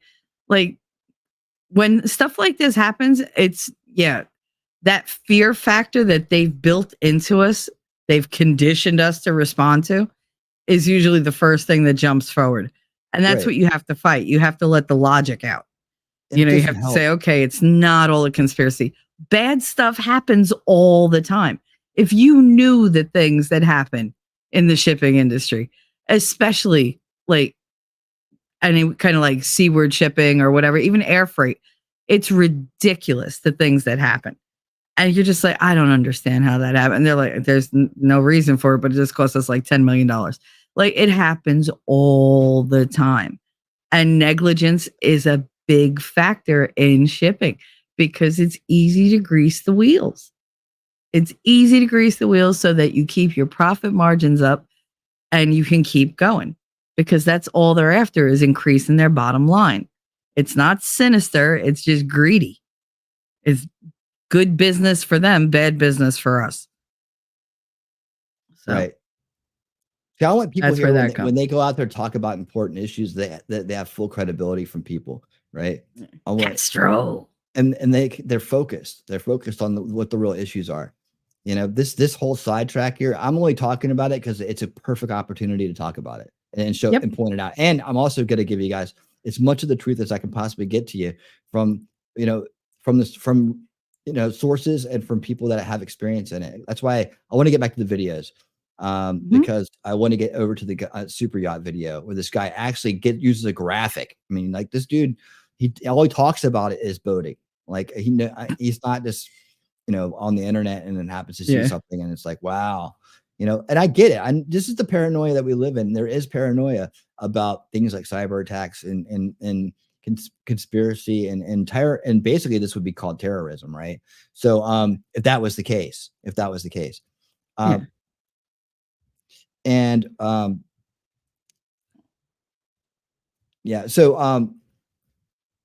just want to get out in front of it so that we don't succumb to it. And nothing is impossible, but it's highly improbable. You're having a conversation with somebody and you're kind of getting to come around to the idea of, hey, maybe we need to go with Trump this time. Maybe there's somebody coming around to, right? And then you come running in and go, oh my God, or there was a cyber attack on a shipping ship that caused it to take down a bridge because they're trying to distract from P. Diddy and the Illuminati and Hollywood. All of a sudden, all that credibility you've built with that person and all that progress you've made, And whether you realize it or not, it goes out the window in like 1 second. We're like, what? Yeah, that's how crazy it is. Everything's like that. Man, that's a hard wake-up call from someone to come into. They have to, from they're in the consideration stage right there, maybe they're right. Maybe, they're making a lot of sense these days. And then you come in, you make no sense at all. And they're like, right back down to, okay, I need to reconsider like the source. And that's the purpose of disinformation in the second veil, is to discredit people who already see a lot of the truth. Right. And that's why I'm just like, I want people to be careful because we're all on the same team together. We're all fighting the same enemy, and not give them any ammo, not give Rachel Maddow and all these clowns out there waiting to get sound bites from people and sound bites out of people and screenshots of posts like this. You can see they're just all, look, here's one that does this. Here's the chemtrail killer. Oh, look out for the again. The chemtrails. Again, this guy thinks he's onto something. He's trapped in the second veil. Chemtrails are not real, right? Geoengineering in small places happens, but they're not drawing lines in the sky. And you had to go through the whole rabbit hole to understand that's not true. But people are still saying, I'm getting sprayed. Not true. It's not true. But you discredit yourself. But you're also a person that probably is going to vote against the establishment. We want you on our side, but we just want you to make sure that you are living in truth. And that's why debunking is important. There's plenty of real conspiracies out there. There's plenty of shit to be scared of. There's plenty of shit to worry about. That's really real. Like, and that's where energy needs to be. So that's why I go off. I'm going off on a little bit of a rant here, just to kind of get that point out there. I don't think I say it enough. And maybe for a lot of people that are new to the channel or I've only been around a short time, they don't understand that part about it. Right. Yes, we're all on the same page. We all want the same end results. But I'm kind of been this guardian of information in a sense, guarding people from bad information to maintain the credibility. I mean, it was all we did during the Ron Paul era, aside from just going out against the establishment narrative against him, like debunking that, going up against that, and helping people not get sucked into the same thing the establishment left and right were putting out about him. So I've been doing it a long time. I'm very passionate about not letting people be abused by information. And that's what it really comes down to. And here comes Jacob with the predictive programming. No. Stop it. Obama didn't predictively program the bridge to collapse. If he did, he's a damn psychic. Right. I mean, most of the time when it comes to predictive programming is if people imitate art. Right. And they really do. They get ideas from movies. Like, okay, so let's put it this way. Leading up to the 1996 Olympics in Atlanta, Georgia, for weeks leading up to it, right? And I got a background in media analysis, right? But it's like weeks leading up to it. All the news down here was talking about was Obama. What if Obama? What do they do with this? What about this? What about that? What about that? What about that? And I was saying to everybody, they need to stop talking about this. They're going to give someone an idea. And hell if they didn't. Speak it into existence. Yes. Hell if they didn't. And hell if I wasn't 20 minutes away from being right in front of that thing. With all my friends from college, with a young child. We were right behind, we were right in front of that pillar, that big scaffolding. We were right there. The only reason we left is because we didn't like the next act that was playing music. We were like, oh, let's get out of here. It's like kind of fun. We'd gone down there. Let's go. Pulse. We'd gone down there for the reggae man. We gone down to Steel Pulse. Of course, when somebody doesn't show up from that band, it becomes Black Uhuru, and then we saw that show, and they don't play any of the Steel Pulse songs. But and you're still bitter that's about happened to me 3 times, man, by the way. So that's why I say that. Sure enough, so we left. We went around the corner, went down an alley. There was a little jam band playing in an alley down there. We started watching them. I heard the pop. It wasn't very loud, but I heard the pop. And we kept walking away from it. And we walked away from it, walked away from it. And I didn't even know it had happened until I was walking home that night. Right? Hey, Susie. I still didn't know what was going on until I got home and got a phone call. And my mom was like, "Are you alive?" I'm like, "What are you talking about?" "There's bombs went off the Olympics." I'm like, "Oh, really? I was just down there." I had to go back and rewatch it to even know any of this stuff had happened. But I was right there. But I swear to God, for weeks, I was telling everybody, stop talking about it. You're just going to give someone the idea. So many times it happens. And Yeah, because then they sometimes could people turn just- around and say, "Told you, told you creative so." people also too can also put, use some kind of logic to put things together as well. So like you see things like Trump becomes president or something like that, but it was way back in the Simpsons days. Well, he was actually tried to run for president with the Reform Party at one point, right? He was going to do that. Mhm. So if the idea of him becoming president or being president was kind of, already kind of comical at that point. People have been asking him about it for years. So how he ended up on the Simpsons, they thought it would be funny. It wasn't like they don't, come on, those guys weren't don't, these wrong. guys aren't, they're not psychics, but it is great how many times they predict things, right? Mhm. I often wonder if I did something like that, how predictive my stuff would be. But yeah, Obama didn't predictively program the goddamn boat to slam into the bridge. All right, let's get out of this thing. Let's go back to the video. Okay. Enough of that. I hope that explains things. If I can answer any more questions about that anytime, Latin or anybody else that wants to talk about, how they do it. And yes, you're right. They do things to us that harm us all the time. There are definitely people out there that want to collapse the country, that want the worst for us, that think that they want us eating bugs, they want us living and owning nothing. That they're very vocal about it. They don't really hide it that much. And of course, the worst part is when you have a southern border invasion, northern border invasions all around, right? And they pretend like it's not happening, or they pretend like it's not as bad as it is. And states go along with it. And this entire strategy is coming into play, and they're just, oh no, nothing to see here. It's like that crummy friend or person that you knew growing up that would always do that shit, right? Just to cause mayhem, just to cause destruction, just to see other people suffer. The shit stirrer. No problem lying about things, no problem pretending like they didn't know or they didn't get it. Always trying to play that ignorance game with you. I get it, man. That's why we're all conditioned into this. Busy. We're all on guard. We're all in survival mode all the time. That's why people jump to these things too. It's like it's real easy when you're already stressed. Like we're all have this underlying stress in us from the corruption itself, from the society itself. It's there every day. We're dealing with it all the time. We've learned how to push it down and focus, though. Well, it's part of trauma.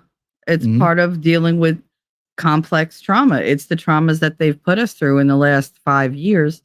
We've all become, on some level, hyper vigilant. Yeah. To where there's demons in every shadow. Something is always waiting to get you. That's the impending doom that they want you to feel. They want you to have that anxiety, because then when something goes wrong, they can claim it and go, oh, well, I can protect you. I could have protected you if I had this power. And then you go and give them that power because you're like, I never want that to happen again. And then they never give the power back. They just run with it. And it becomes something completely different. Like the Patriot Act. Thank you, Suzanne. Hit that hard over there on X for me. That's the hardest thing to get people to do. That's why I say that comment that dude makes, right? That shithead comment. And he's got like all those hearts and all this reach. It's like, God, what I gotta do? I mean, use every hashtag in the damn. You got to pander to the panic, and you won't do that. So I mean, guys, you're just going to have to fight for every sub. Would you even come back and watch me if I did that? I mean, I would. I don't think I would. I would feel dirty if I were to do that. God forbid if I ever do it.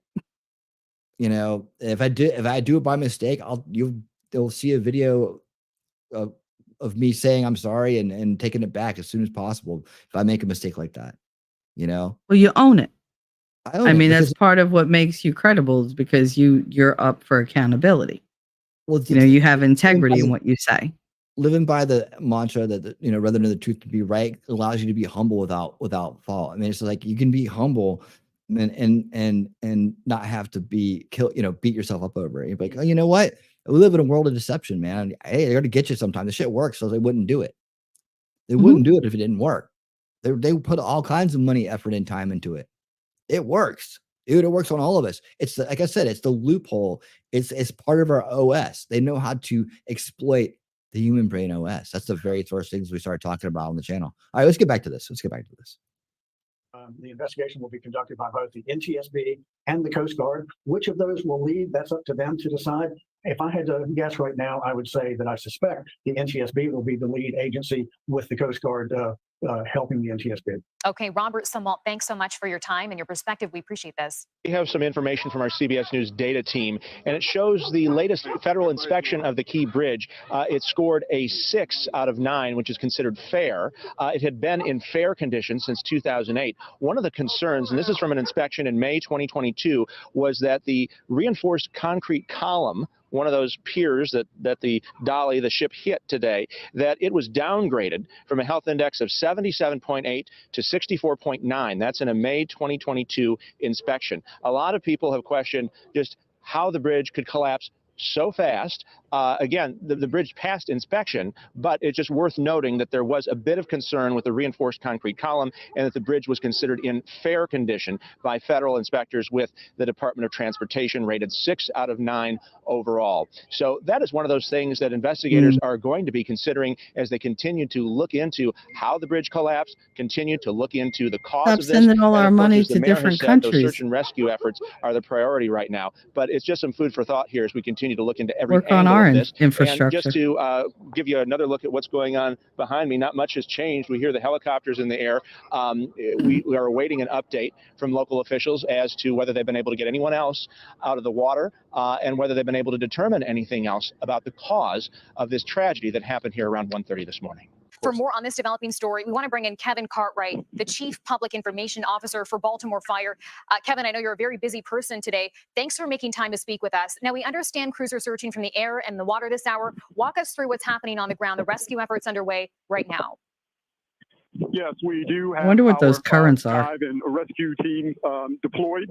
As we have come into daylight right now, we will begin to reassess and determine exactly how we will most appropriately and efficiently be able to assess and identify who we have in the water, where these victims are, and how we'll best be able to get to them. We will be utilizing sonar equipment as well as infrared equipment to be able to identify where are. So we have quite a this morning. Okay, we know 2 people so far have been rescued. 7 potentially or more are still being searched for. Any updates on those numbers right now, Kevin? Actually, those numbers remain the same as I speak right now. And again, the fact that we have daylight right now will better aid us. Those poor people. Terrible. And I mean, once they hit the water, God only knows what the riptide was like, what the current was like. They said it was 47 degrees, that they're not going to be able to stay in that very long and stay mobile. They're going to freeze up. You know, it's going to get harder and harder to move. If they got a chance to move at all, the impact itself could have fucking done it. Oop. Oh well. F-bomb, whatever.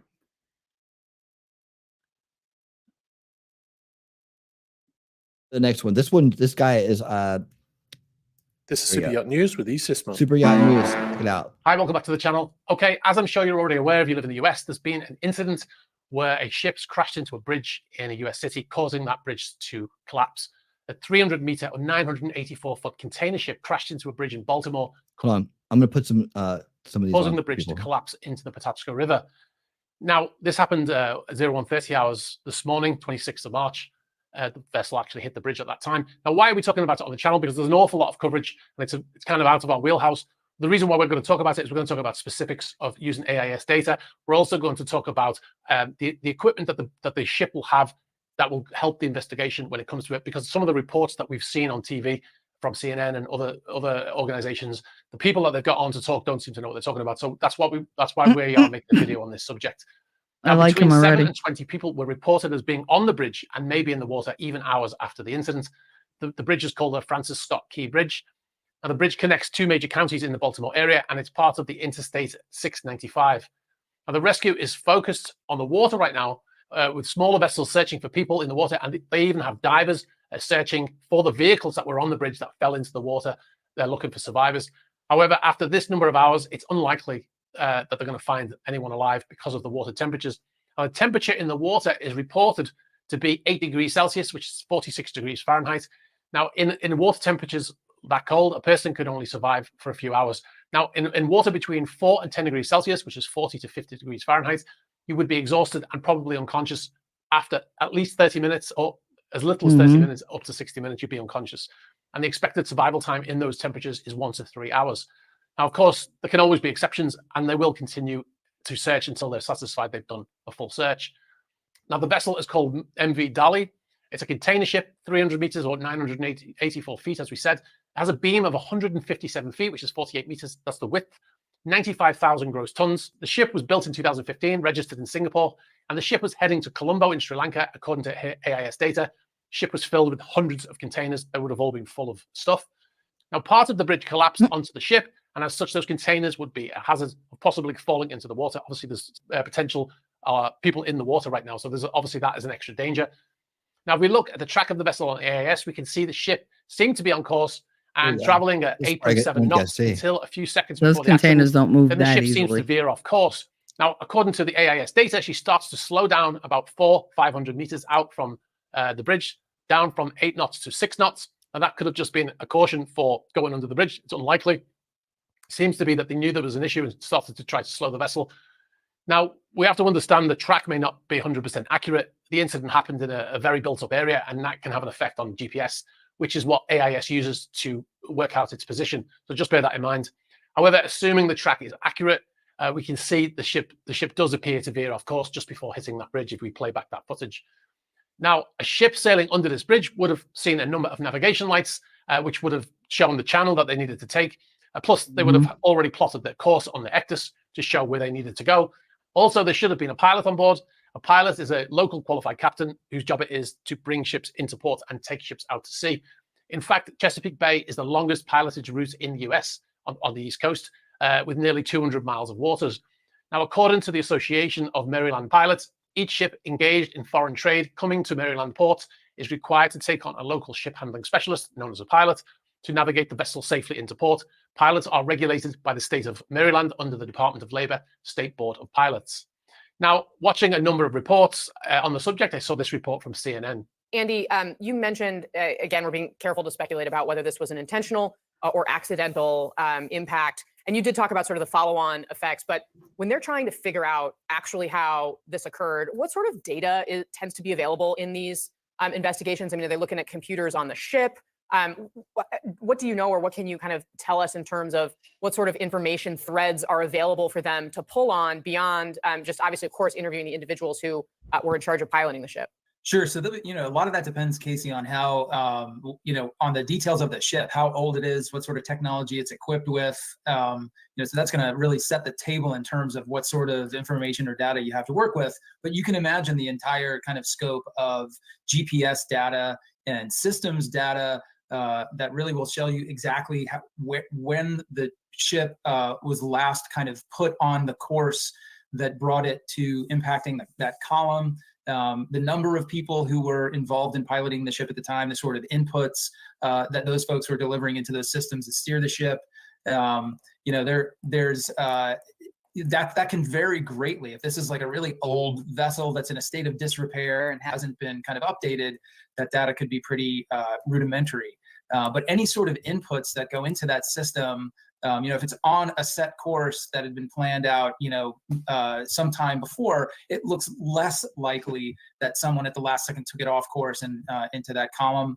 Those are kind of some of the systems that they'll be looking for to see if they even exist on the boat before they find out what sort of trying to make the veer for those in this situation. Lanes. Now, references comments about how old the ship is. Well, even an old vessel would need to have equipment on board to help investigations such as these, because the equipment on board a commercial cargo ship is dictated by maritime law. So even if the ship was built in the 1980s, to be able to navigate into a US port or any Western port, the ship would most likely need to abide by, it would need to abide by the regulations, and it would most likely have the equipment on board that we're going to talk about.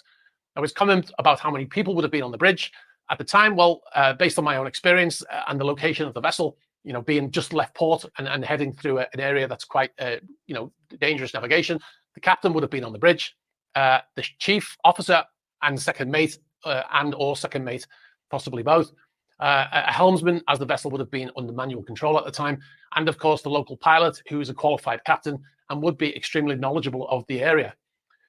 So having said all of that, what will the investigations have to go on when they look on board the vessel? Well, according to IMO laws, all ships of 3,000 gross tons and above, constructed after the 1st of July 2002, must carry a voyage data recorder. We're going to come back to that in a little bit. to assist the investigation under regulations adopted in 2000, which entered into force on the 1st of July 2002.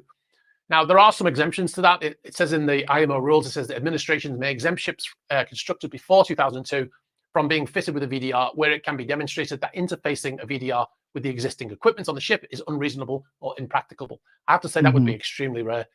Now, however, it should be noted that this ship was built in 2015, so this is not an issue here. So this VDR or voyage data recorder is similar to what you have on an aircraft, which is often known as a black box, right? So, so what is a VDR and how does it work? Well, the VDR stores ship's data, and it's required to store at least 12 hours, meaning a 12-hour window of operation leading up to the accident. Now, many modern VDRs can store data for much longer periods now. Now, in the event of an incident, a button is pressed on the VDR unit, and it will dump all of that data from the last 12 hours into a file. Now, what data does a VDR store? Well, the VDR has a data collection unit, a DCU, that pulls in data from all the integrated sources on the bridge. The VDR must record at least the following data: date and time, ship's position, speed and heading, bridge audio, communication audio from the radios, radar data, ECDIS data, echo sounder, main alarms, rudder order and response, hull opening, doors, the status of any openings on the ship, watertight and fire door status, speed and acceleration, hull stresses, wind speed and direction. So you can see there's an awful lot of data is stored by the system. So every possible bit of data, as mentioned, from the ECDIS, which is the ship's satellite navigation, if you like, down to even the conversation on the bridge at the time of the incident, that will all have been recorded. So everything that they were saying, there's microphones situated around the bridge, even on the bridge wings, so they can listen to what's being said. Now, of course, we're very far away from a report on the incident. Right now, they're still in the rescue mode, but that will likely become a recovery operation very soon because of those weather conditions that we mentioned and the amount of time that you can spend in the water. Although it's very likely they will continue to search until all of those people have been recovered, regardless of their condition, right? Now, the likely causes. Now, of course, this is just speculation, but the likely causes based on past accidents is human error. Almost 80% of maritime accidents can be attributed to human error, according to various studies over the last 30 years. Another possible cause is a systems malfunction on board. Now, many modern bridges are now fly-by-wire. You might have heard this phrase before, meaning that the movement of helm controls are converted into electronic signals and then transmitted by wires to control computers, which determine how to move the actual controls, you know, like the rudders and throttles, etc. It's all done by fly-by-wire now. Now, any failure in these computer systems can cause a vessel to behave unexpectedly and potentially go off course. And you've got to remember that from the moment that the vessel seems to change course until they hit that bridge is probably only 30 seconds or so. So it would have been very limited time to actually go into a manual mode on the ship. They do have manual backups, but it would take some time to figure out what was going on, and they had very little time, I would imagine, if there was a systems malfunction, right? Now, another possibility is it was deliberate, but that's extremely unlikely, all things considered, right? Okay, so I'm doing an edit to the original video that was filmed. This is a developing story, obviously, and more information is coming in all the time. You might be privy to more information by the time you watch our video, but we've heard that 2 people have been rescued from the water, which is great news. We also heard that the vessel called out a mayday before the ship hit the bridge, and that's why they were able to close the bridge to traffic. Right? I think the people who were on the bridge may have been the people who closed that bridge, and that's why there were crews on that bridge. I can't confirm that, but we've heard that there was a mayday call from the vessel. So obviously there was a problem with the vessel. Like I just said in the video, as you watch it, the vessel seemed to veer off course about 500 meters out from the bridge. So it seems like they did have time to call out a mayday, and they were able to evacuate that bridge. Now that this is the information that's coming in as we're editing this video, so yeah, it might be corrected in the next video, but just wanted to bring that extra information to you. And we may learn more soon after they talk to the crew and pilot. Yeah. But I'm sure you will. They have to clean it up first. They have to do the investigation first, too. And you know how long they take doing that. There's also going to be the removal of the ship, which is going to be fun, depending on how much damage the front of it took. And there's no way really for them. They're going to have to go out with the ship with the crane on to get those containers off there. That'll be an endeavor. Yeah, you know, and we've been conditioned to want information super fast and not have to wait for it, and to expect it that way, right? And when we don't get it, we think something's up, forget about process and forget about these little details. That's why it's good to revisit them and understand them again. But I mean, yeah, if you want the real answer, sometimes it takes a little. Sometimes it takes more than a couple days to gather, to get into the situation where you can actually even start to investigate like this. Right now they're interested in saving lives. And then they got to be interested in getting this thing back on track, and then they got to investigate the ship, and all that stuff. Like, there's gonna be different teams of people working on different things at the same time. But having these sometimes answers don't come that fast, and you just got to be patient to understand the full story, because that way then when the full story comes out, you don't have to make excuses for why you thought it was the goddamn aliens who did it. It was definitely an alien attack, definitely. I mean, I just, there's part of me, not really a big part of me, that probably thinks it would be funny just to be that ultimate troll, because I just understand how Second Veil works so well. Oh, you can maximize it. Yeah, absolutely. Just jump out in front of it and just come out with the most extreme conspiratorial narrative about everything and watch it just go viral. It's like, I will never lower myself to that, but it's that easy. I mean, it's that easy. Any one of you could do it. Someone go out there right now and start People a fall for it. Say there's a blinking light in the background that's an alien, and that is obviously a sign that that disclosure is coming, and that the aliens, the Galactic Federation of Light, is here, and you'll have 1,000 people giving you a thumbs up. Yeah, gremlins. They fed them after midnight. They got loose on the ship. They're coming over here. They're heading to India, and they got loose. They fed them after midnight. They got wet, and then all of a sudden things got out of hand. Be careful driving. I know you're in that crazy traffic area. That's the whole thing. So, anyways, I don't think much is going to come of this. The Venusians. But I wanted to get out in front with everybody jumping out, trying to sensationalize the story. I wanted to get out in front and squash a lot of the BS that's coming off of this. But now you guys are going to watch. If you were here, you're part of the people that are here, part of the people in the rewatch that came in to get the information, hear what I had to say, hear what Shelly, her experience as a shipping employee. My opinion. Experience and opinion. It's both.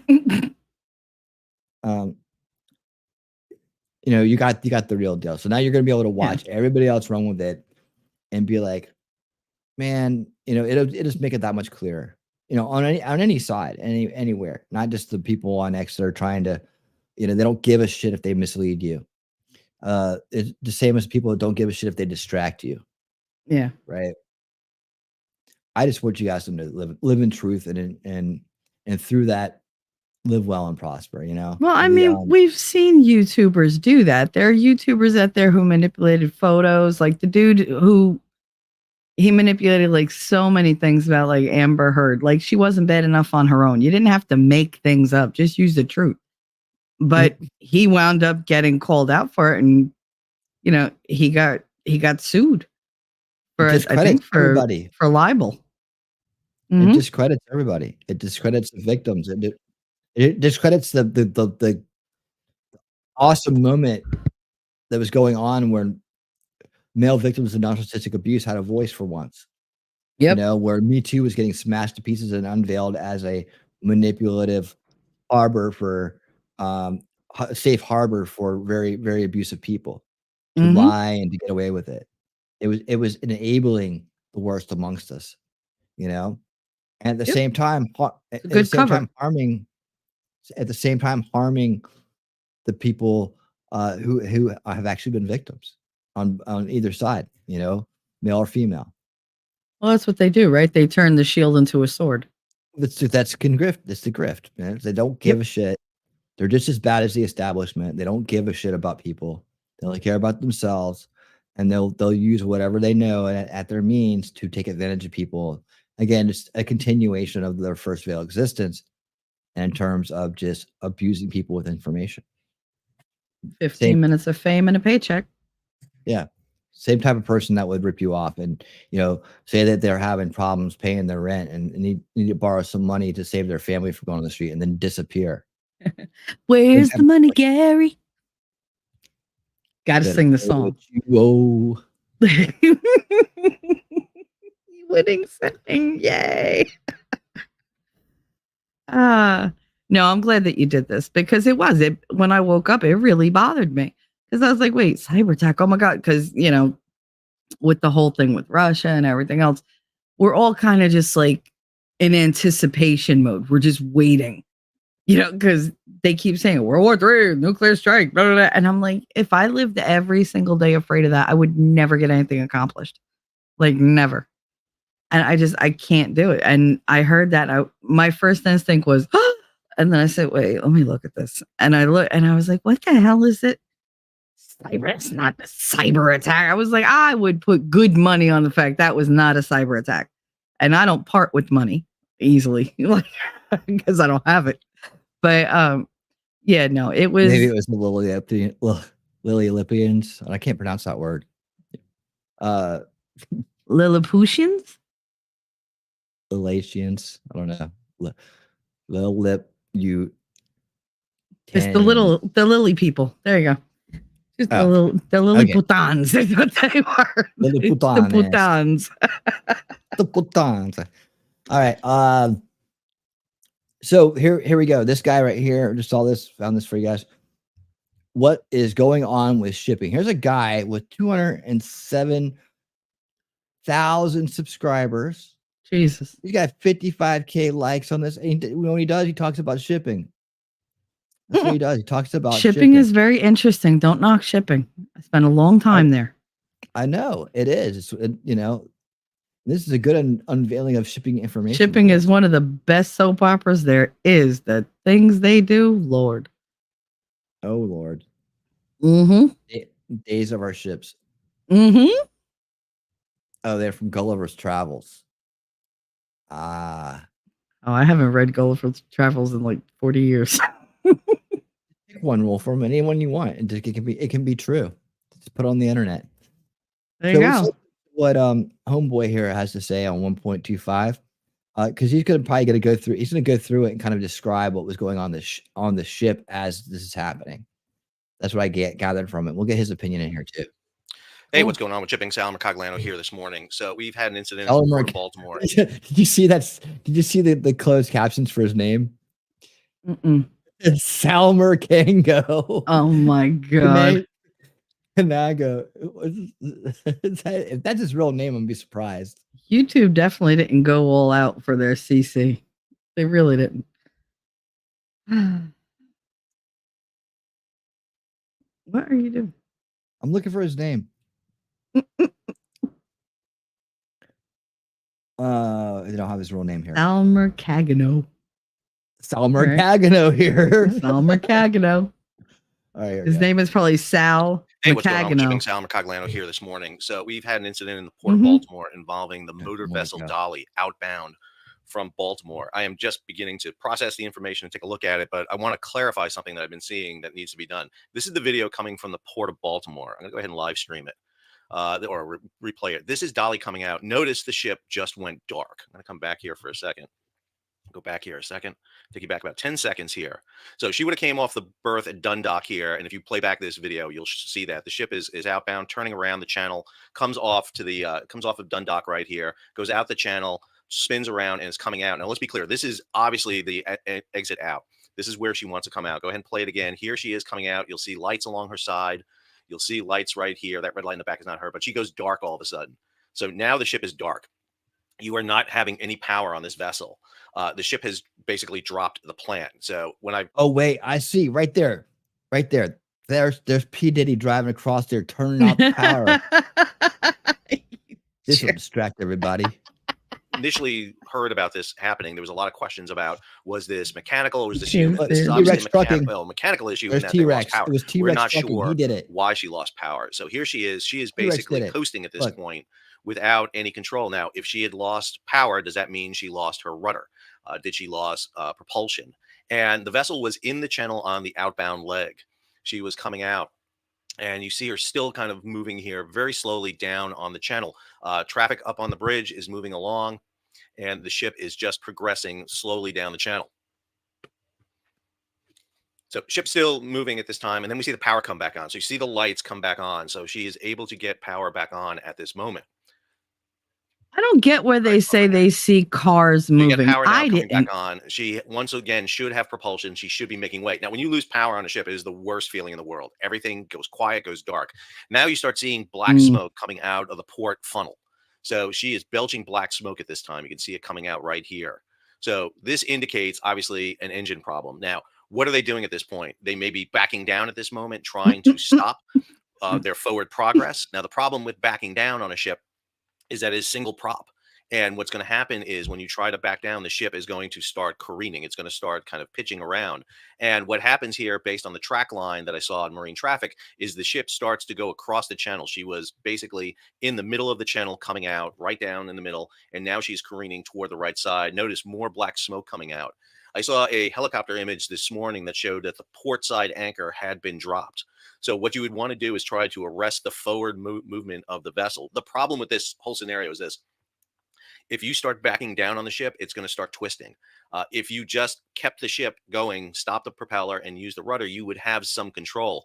But now the vessel is starting to veer out of the channel. And this is what we see. The ship starts crossing from the north side of the channel to the south side of the channel, and then eventually out of the channel entirely. And at the speed she's going, she is not able to stop her forward progress. There's one. So see the black smoke still coming out of the ship at this time. The ship now is coming out of the channel entirely. She would not have tugs on her. She would have had tugs to take her off the berth at Dundalk, but not once she was underway and had propulsion. This ship, Singapore flag, Singapore registered company.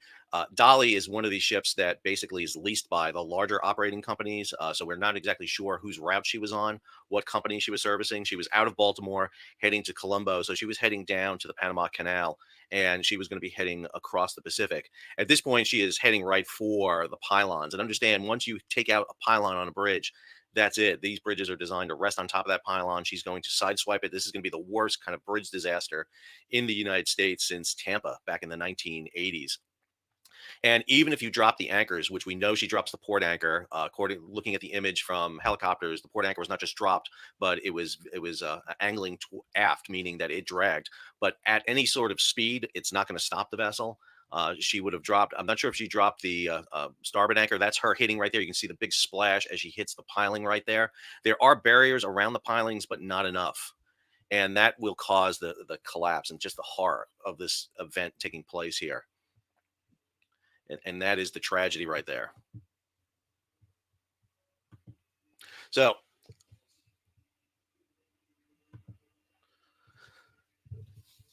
that is my quick assessment based on the video right there. Obviously, a loss of power resulted in the ship losing control and hitting the bridge. Not a lot you can do. The ship would have been under the command of the ship's master. There would have been a Chesapeake Bay pilot on board to advise the master.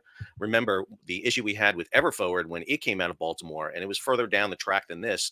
We had the pilot being distracted. I don't think that's a case here at all. This obviously appears to be a mechanical issue. The fact that the ship lost power at least once, if not twice, it was kind of hard to see, but it may have lost power twice there, would have been the cause for the ship to careen into the bridge. I will have a further update here later on as more comes to bear.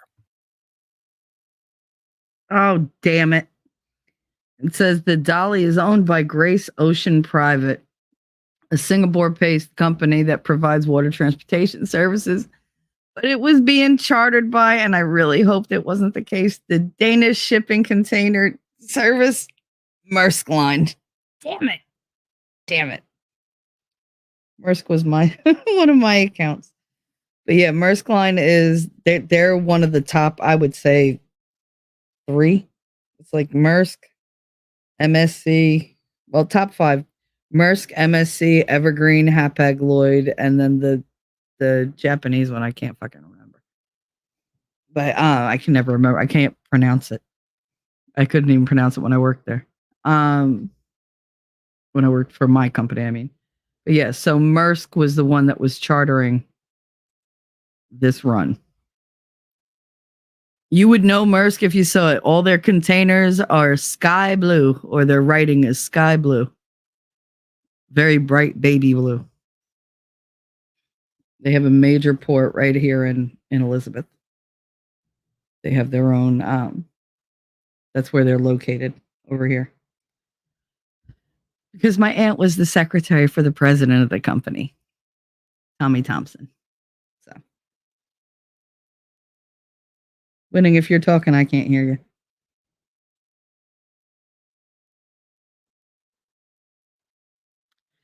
La, la, la, la.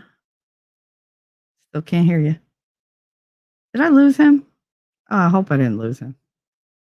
Please continue. Oh, there you are. Continue. No, I looked it up. The Dolly it's owned by a different company, but it was chartered by Maersk Line. Nate, thanks for not timing you out. Why would we time you out? That doesn't really happen in his chat or mine. Our mods are better than that.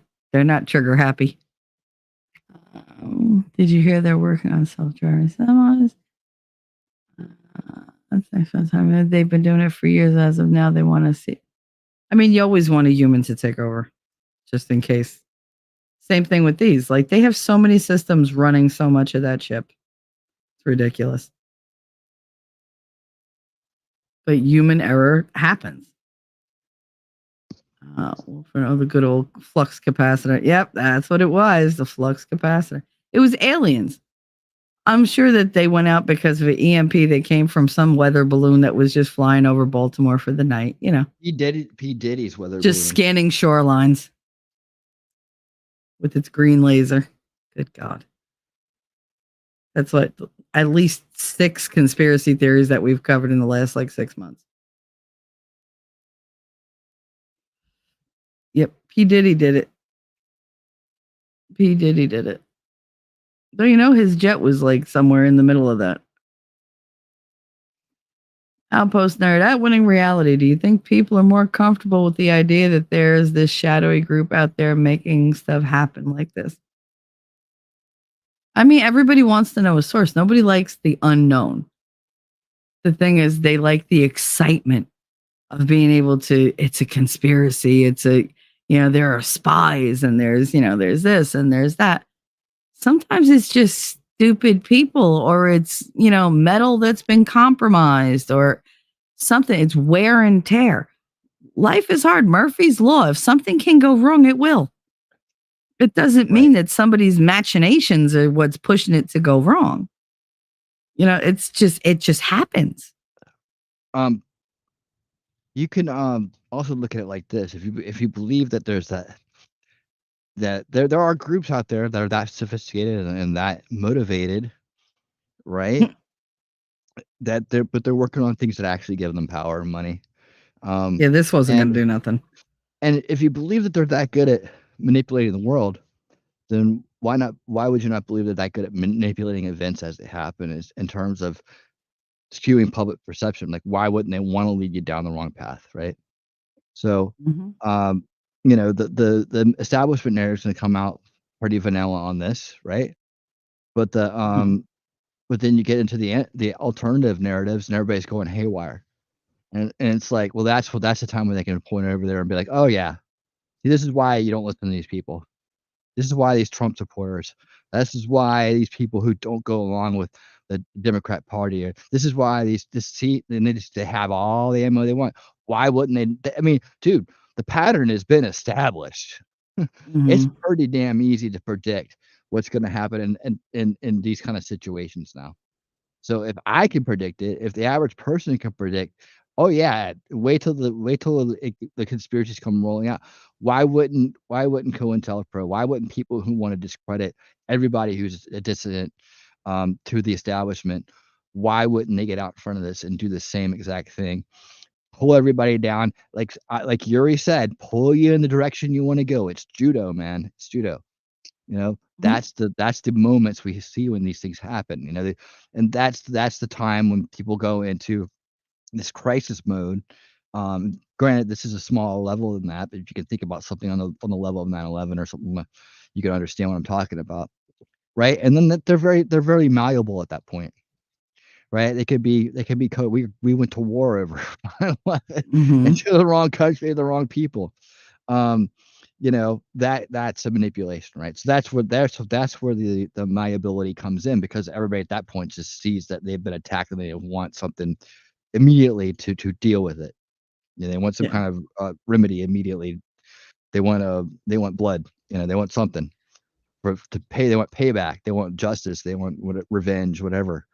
And there's emotional times. That's when it's the easiest to manipulate people's minds, and that's what the establishment never lets the crisis go to waste, and that's why they're out in front of it, and that's why they're all. And then on top of that, that's why they pivot to their agenda so quickly, because they got you in that state. Boom, let's pivot to the agenda. I can't wait for how they're going to pin it on Trump. They'll find a way. They'll find a way. Mm-hmm. If he didn't spend all that money on whatever, then we would have had infrastructure money and blah blah blah blah blah. Stop it. Just stop it. If this was an attack, they would have hit at rush hour. They wouldn't have hit at 1 o'clock in the morning. Here first, you're gonna hear Shelley's prediction about this, right? And then you're gonna go out and you're gonna see it happen. And you're gonna laugh and you're gonna think of her in real time, right? Right? No, seriously. No, I know. A lot of people that come out and to like I said, maybe to my own fault, right? To my own fault. Maybe I should be more like them in a sense of trying to attract more people to the audience, trying to get more people to come. But that to me feels very selfish, though. I could be clickbaity. I could be, maybe it is. Let me make you sweat it out. Is there a way we could blame this on the left?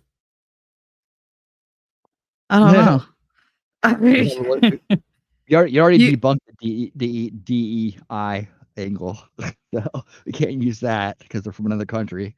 Well, they had an American pilot. They do, like they said, they pick up an American pilot in port, but that's one against the many. So, well, maybe they got lucky. Plus, everything is electronically recorded in one way or another. So it'd be very hard to sabotage something like that just on a whim. And if they were going to go through all that trouble, they were going to have maximum impact, which means maximum casualties, and which means maximum disruption. Is this disruptive? Yes. Is it the maximum disruption? No. It's going to cause a whole lot of crap for a whole lot of people. But like I said, there's a lot of problems in shipping. They lose whole cargoes like nothing sometimes. It happens. I remember half the containers that dropped off one friggin' freighter, I think I was working there maybe 4 years. And it literally took me 6 months before I got even to the end of the list of the crap that we lost. Just dealing with all that, all the insurance and the claims and whatever.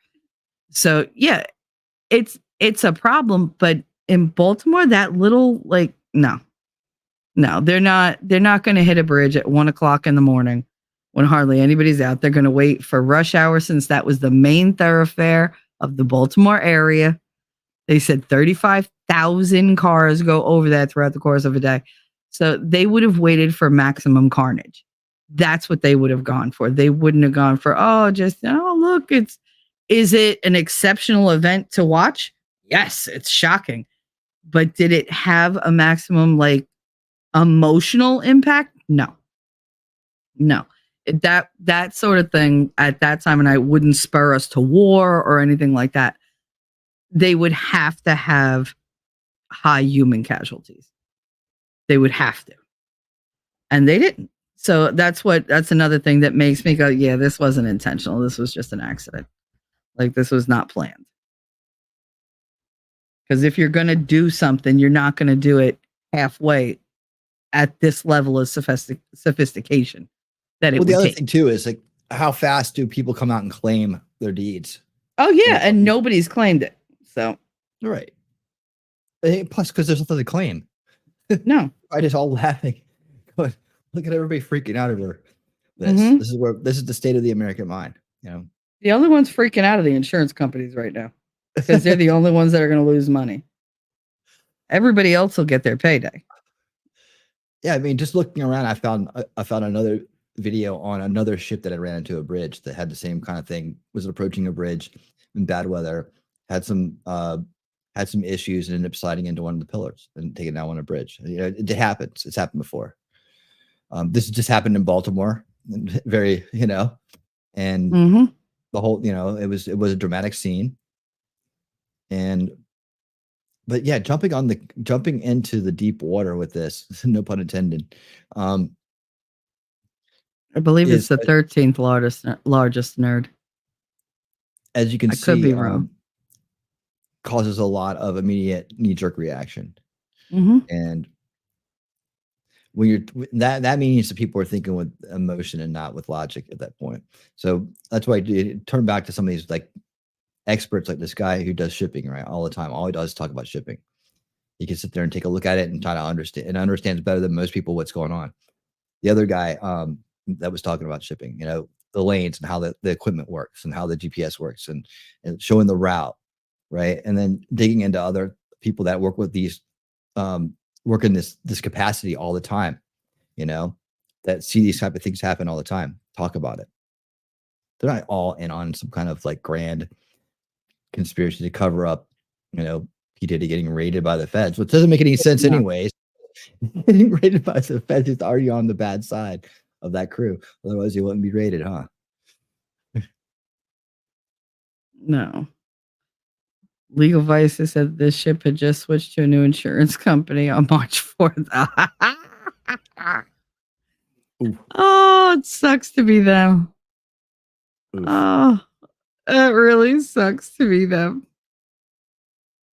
Because, oh my goodness, the amount of claims they're going to get. And the thing is, like, you saw most of those containers that everybody's like, oh my God, the containers, they're going to fall out. No, they're not. They're not. They're weighted down. Those things are literally stacked like the best Jenga you've ever seen in your life. Like, they're not going anywhere because they have to contend on the high seas. And it gets rough out there. Like, even as big as that is, that will get tossed. The ocean, never underestimate the power of the ocean. And it will get tossed around. So they have to be like, they're secure. Trust me. It takes a lot to knock those containers off. So it wasn't going to happen in a little like inlet like that, because that's what I would call that for that. Yes, it's a port, but that's compared to the ocean, that's an inlet. Like, it's nothing. It's a bay. It's very calm, very easy to navigate. There's no surprises underneath because it's a thoroughfare, right. So it's been thoroughly done. They know what's Breaking underneath news. it. Breaking news. I've had my suspicions for a long time about this guy. I really have, especially since, well, during the election time, right? He said some things that did not pan out to be true at all.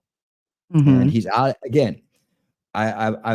This guy is in the questionable bucket, in my opinion. Some people may like him. Some people may think he's great, but I'm throwing him right in the bucket. And it's General Michael Flynn. It's, again, I don't trust this guy at all anymore, at all. Here he is calling it a black swan event. See what I'm saying? Now this guy comes out with some credibility and starts calling it this, right? I do not trust this guy at all. He's calling it this. Why? We just spent 2 hours debunking this stuff. And here comes this dude, and he's on Redacted, and Redacted picked it up, of course, and they're talking about it. Like, I agree with the Redacted on their coverage of the WF and the United Nations and the stuff that's actually real. And we seem to part ways sometimes on other things, but this is going to be one of them. I don't know if he's just listening to this or if he's just covering the story that Michael Flynn said it. I have no idea. I just pulled this up, but this is what he's saying. And again, what is he playing off of? Ron Paul had just come out talking about black swan events in a very general way, right? And so that term had been swimming around, again, no pun intended, but it's been swimming around here for a couple of weeks, right? And then all of a sudden, this guy jumps on it. This is the guy that said that, he said that I want to call it Leviathan, or during the election, Leviathan was a code name for the cyber the cyber special forces or whatever, and that when that someone had called it a Leviathan, that lawyer that ended up turning on Trump, that chick, that lady, that went out there and got everybody's hopes up about blowing this thing open before in time to save the election. Yeah, he was the one who went out and confirmed what she said, but calling it Leviathan. Oh yeah, that's our special cyber forces. We had to be involved with it then, and it's like that had nothing to do with it all. But he came out there and confirms it. So I can't trust this dude anymore. Well, that's what con men do. They're full of confidence. I gave him a lot of credit, just because Trump liked him. But I mean, Trump's made mistakes with people before. Oh yeah, wrong people like Jeff Sessions and Mike Pence. So these are areas he needs to improve on. And I do not want to see Michael Flynn with his hands on anything. It's just this kind of statement is reckless, and it's discrediting. Discrediting to come out here and call this that when it's obvious nothing of the sort, right? The standard operating procedure for all U.S. ports, harbors, and bays at the transit, commerce, and military activities are supposed to be maintained an incredible level of discipline. And because they aren't, it's a black swan event, right? Because things happen, it's a black swan. No, this is false logic. This is a giant fallacy, and I don't know what's up with this dude. But I'm not even going to play the. He doesn't like shipping. I mean, he thinks way too much of shipping ports. Jesus. Yeah, again, he's obviously never been to a yard, because Lord, the things that happen at warehouses and they have so much dummy equipment that it looks like, we have like 100 cameras, but they're not hooked up to anything. They're just empty cameras, not hooked up to anything. No Wi-Fi signal, no nothing. Like. They got money, they threw up the cheapest thing possible, and they kept the rest because they got funded for it. 9/11 supplied so many harbors with money. Has Biden come out and said this? Where's it? Is there a clip? Where's the clip? I'll take a look at it. When you follow what money, it's going to be the insurance companies that pay for it. They're going to pay for it. They have to pay for it. That's the way it goes. I don't know how we're going to pay for it. He wants the American people to pay for the bridge. We were saying earlier, we're going to wait for how he's going to blame it on Trump. That's what we think Biden's going to say. But if you have a clip, let me know. Show me where it's a cement column is not going to stop a metal freaking boat of that size and weight with that kind of momentum. It's just not. I mean, what is it, like super cement? Is it indestructible? If it would be, then it would never need to be maintained. So I don't see what. I think he should have to pay for it, because if he wasn't busy sending money over the goddamn Ukraine and everywhere else, we could maybe, invest it in our own infrastructure, in the rest of our roads and bridges and stuff like that have suffered because he sends our money to everybody else. Stop it. Yeah, but honestly, isn't that Baltimore's infrastructure anyways? I mean, does the federal government? Yeah, but they do rely on federal funding too. Okay. I mean, there's always federal funds. If they had a problem and it's a major thoroughfare, they could put in for grants. They know how to do all that stuff. They know how to get money out of the federal government. We don't. The state gets it hand over fist, which is why they're so keen on, diagnosing kids with special needs, because they get more money for them from the federal government. Be surprised how much money they get for them. So you could make or break your district depending on how many special needs kids you got, or say you have. So everybody becomes a special needs kid. Everybody gets an IEP and a 504 and all that. It's the same thing with the state looking for money. They never want to spend their own money. They might need that. They might have to go on vacation or buy a new house or something, or somebody needs a raise. Their son-in-law needs their new son-in-law needs a really good job to keep, their kid in the life that she's accustomed to. Outpost nerd. Oh, I just remember that was a bad storm in Pensacola a few years back that broke away during a storm and took out one of the lanes of the nearby bridge. Luckily, no one was hurt. And that's another thing. Like, they're saying, oh, well, this happened to other bridges, because it fell down so easy. Bridges are out there 24/7 in all kinds of weather. Yeah, they take a beating. the constant, wind erosion, the constant rain. It's a lot. It's a lot. They do need to be maintained, but that's why they have a rating system. You're not going to have a perfect bridge. If we had a perfect country to have perfect bridges, they all need work. That's why most highways have like emergency crews on them. They're always working on something. What happened? All right, thanks for that. He found the link. Let's see what the pretender in chief has to say about this incident. If he actually wants everybody to pay for it, that's hilarious. Let's see. I wouldn't doubt it, but it's probably just lip service with this guy. Let's see. Oh, I'm expecting a black swan. Not leave it till then. So I just want to say God bless everybody who got everyone harmed this morning and their families. And may God bless the first responders, many of whom risked their lives. And the reason I'm not going to take a lot of questions, there's remaining issues that are open that we got to determine what's going to happen in terms of the rescue mission and the like. But Do you plan to go to Baltimore, sir? And if so, how quickly? I do, and as quickly as I can. You said the federal government's also going to pay for the repairs. I'm just curious, this was a ship that appears to be at fault. Is there any reason to believe that the company behind the ship should be held responsible? And then also, you That mentioned could be, but we're not going to wait for that to happen. We're going to pay for it to get the bridge rebuilt and open. What did you make of Israel's decision not to attend this meeting this week? Oh, I don't want to get into that. We have plenty of time to talk about it. you mentioned the port. Can I ask about cars? About the port. Oh, there you go. All right. And there off he goes. He scuttles off to take a nap. Toddle off. Thanks for that. It's time for his cookie. So yeah, so evidently they want to get the bridge back up and running and then work the payments out later. Bill it out. I mean, yeah. drop in the hat compared to most of the shit we're paying for that we shouldn't be paying for. God, that spending bill that just went through. Or did it actually go all the way through? I think it went all the way through. I believe so. Mm-hmm. Yeah. I mean, I have 30 minutes of Rand Paul breaking down each line item. It's just ridiculous. We have a bunch of different clips of that. You're talking about that omnibus bill, right? Yeah. Yeah. 1.2 trillion or something. Yeah. Ridiculous amounts to ridiculous things. And then thrown on the desk at 2 a.m. before the night before the vote, so nobody can read it. Yeah. And nobody I wish I could shop like the government. I wish I had that kind of a budget.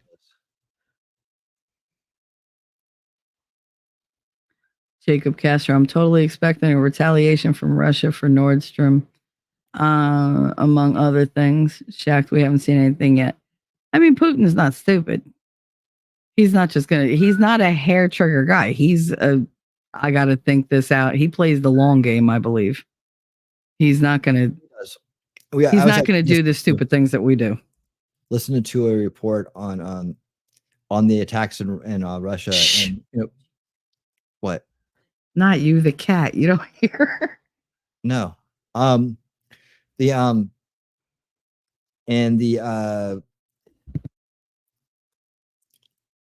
basically how Putin's response to it, right? And what they were talking about is like, they did make some strikes in certain key areas that were going to be used for air support for Ukraine, I believe. They hit some strategic points. But he said, like, when the ground dries up, the wet season's over, and they're probably going to go in and just like finish the job, basically. So they're kind of focused on that. I'm not worried about the Nord Stream stuff. They already know what happened with that. I don't think they're going to retaliate now, but I think they're going to worry about what happened in their own country and with it's Ukraine. Of course, we tried to blame it on somebody else, which makes us look like awful. They already knew who did it. They already had the people in custody, and they had their backgrounds. They knew all about them. So now they're gonna settle this. They're gonna finish it. And what they're not telling you is that I'm probably cover some more of this this week at some point, probably on Thursday. I'll cover more about this topic. But everybody else that wants to move fast. He's the one moving slow. He was moving slow.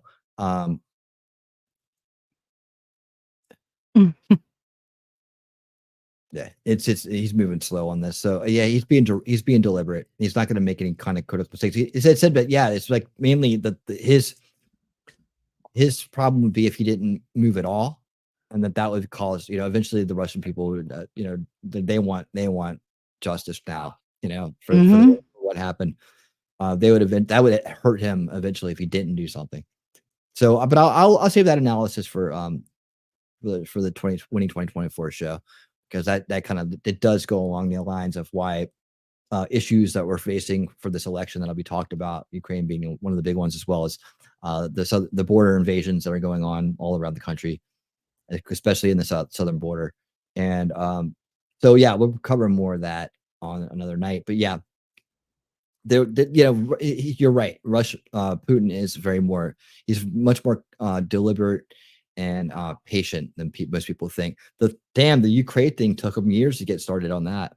Years to make the move on that. He tried pretty much everything he could. If you listen to the Tucker Carlson interview, go by that. According to him, we knew this thing started with the coup. That was the initial stages of this war. People still have it in their minds that war is just shooting, bang, bang. It's not. It starts much longer before the shooting starts. The war starts. The invasion is the inroads to war start. The catalyst for war starts, for kinetic war, that is. Start. And so the kinetic war part is towards the end of it. We've been conditioned to think that one day someone goes and fires a bullet, and that's when the war starts. And I guess historically speaking, that's how we've recorded it. So maybe that's the problem. Well, that's when we declare it. We declare it, yeah. When it's declared is when the history of it starts, but that isn't when the war actually starts. Declared, I mean, that's a better way to start phrasing it. It's like saying war versus warfare itself, because there's different layers of warfare, as we all should know in this day and age. Yeah.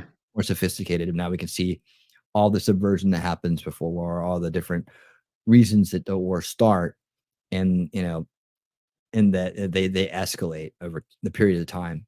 They escalate. Yeah, we had tendrils in World War II for years before we ever declared war. Before we jumped in and mobilized the troops and everything else. We had tons of pilots going over there, and they're just helping out. We're shipping things over to them, and because they had nothing. England literally had nothing to fight with. We were giving them all sorts of stuff, and yeah, we chose a side, and we were in the war. Churchill, he was talking to FDR for years before he actually got him to say, hey, all right, we declare war. Why did we declare war? Because we couldn't not do it once they hit Pearl Harbor. And we didn't declare war against Germany. We declared it against Japan. And because they were allies, then they said, well, you're going to attack Japan, then we're going to war with you, and blah, blah, blah, blah. So it was it's a whole thing. But we were in that war long before we declared war, before that whole declaration of war went out. Don't ever believe that we weren't. Okay. I saw a comment out here that says, the captain's from Ukraine. I don't think that indicates anything. A lot of people are from a lot of different places. I don't think that was okay, now let's steer it into the pillar, right? Obviously, if this guy had steered it into a pillar, everybody else around him would be calling him out for it. And they don't have to take manual control at that point when they're being let out in an automated fashion. You said he was from the Ukraine? Yeah, citizenship, nationality. This guy right here. If he identifies as Ukrainian, and I hate that word, but what purpose would it serve to attack us when he's the one? I mean, it's obviously traceable to who he is. I mean, he's not hiding it. It's not like it's something that, he's undercover and has a whole false, persona or whatever. You can say, oh, he's Ukrainian. Oh, well, then I guess I did it. But why? What would it serve? That's what you always have to ask yourself. Who benefits from the action of that individual? Where does the source come from? Go all the way back. Who's going to benefit? Are they going to benefit? No. The Ukraine wants our money. They're not going to cripple our industries. And, unless they could say, oh, it's Russia. That's a good point. Yeah, they're at war with Russia, not us. We're the ones helping them. Yeah. They're not going to cut off the cash cow. We are literally just funneling them money. Never bite the hand that feeds you. Again, with the conspiracy theories rolling out, same video, again, giving it a voice. The GPS, this person, who's Laura Logan? She's a skydiver. The GPS system that drives these boats are not encrypted. When a Navy ship crashed into a cargo ship not that long ago, it was a cyber attack that happened. That's called a false comparison. That's a fallacy. If you study the trivium and know the logical fallacies that are out there, you'll quickly be able to identify this is a false comparison. It is not sound logic. I know they're saying it was not nefarious. How do they know so quickly? How do you know so quickly it is? Because you're comparing this to something else that evidently was a cyber attack at some point, because it looks that shares one thread of similarity out of 1,000. Right. This is the whole thing that gets people into the believing they're being sprayed by chemicals from the sky, because they believe they know something from, that, oh, well, I've never seen them do that before, but they don't understand the difference, and they don't understand what's going on. Right. So they get sucked into believing, well, I've seen it this way, so it's always this way. Therefore, these can't be real. Therefore, it's this. Right. That's the false logic to get you into that trap. And that's how the grifters come in and play off of it. Oh, yeah. That's what it is. They'll never tell you the truth. If they even find it out themselves, a lot of times they're often just as confused as the people they're trying to confuse, which is a sad thing, because somewhere along the line, someone made up some BS that they fell for, that someone else fell for, that someone else fell for, all the way down the line without ever stopping to say, does this make any sense? Is it even effective? What are we talking about here? I mean, it's just all it takes is a little bit of thinking. But again, if you're in an emotional state, fear or whatever it is, you're not going to be able to come to logical conclusions, especially if you're thinking in fallacies like this person Laura Logan is. It's a knee-jerk reaction. Yeah, but yet here she is getting air, getting airtime, getting recognized. It's just like, yeah, it's frustrating when you're trying to fight against a corrupt establishment that is involved in disinformation from the time we're born till the time we die, pumping it at us, right? To try to live in the truth and then have things like that highlighted. And again, like I said, the BS will get highlighted, hearted, re-quoted, tweeted, whatever, reposted, shared, loved, all that stuff so much quicker than the truth. And we're still in that paradigm where people aren't stopping to say, hey, I'd rather be a debunker than just to go, someone just jumps on board and goes along with it. Well, the truth doesn't let the imagination run wild. Propaganda always and they're works. bored. Yeah. It works because it's psychological, right? It's a psychological attack. Of course it works.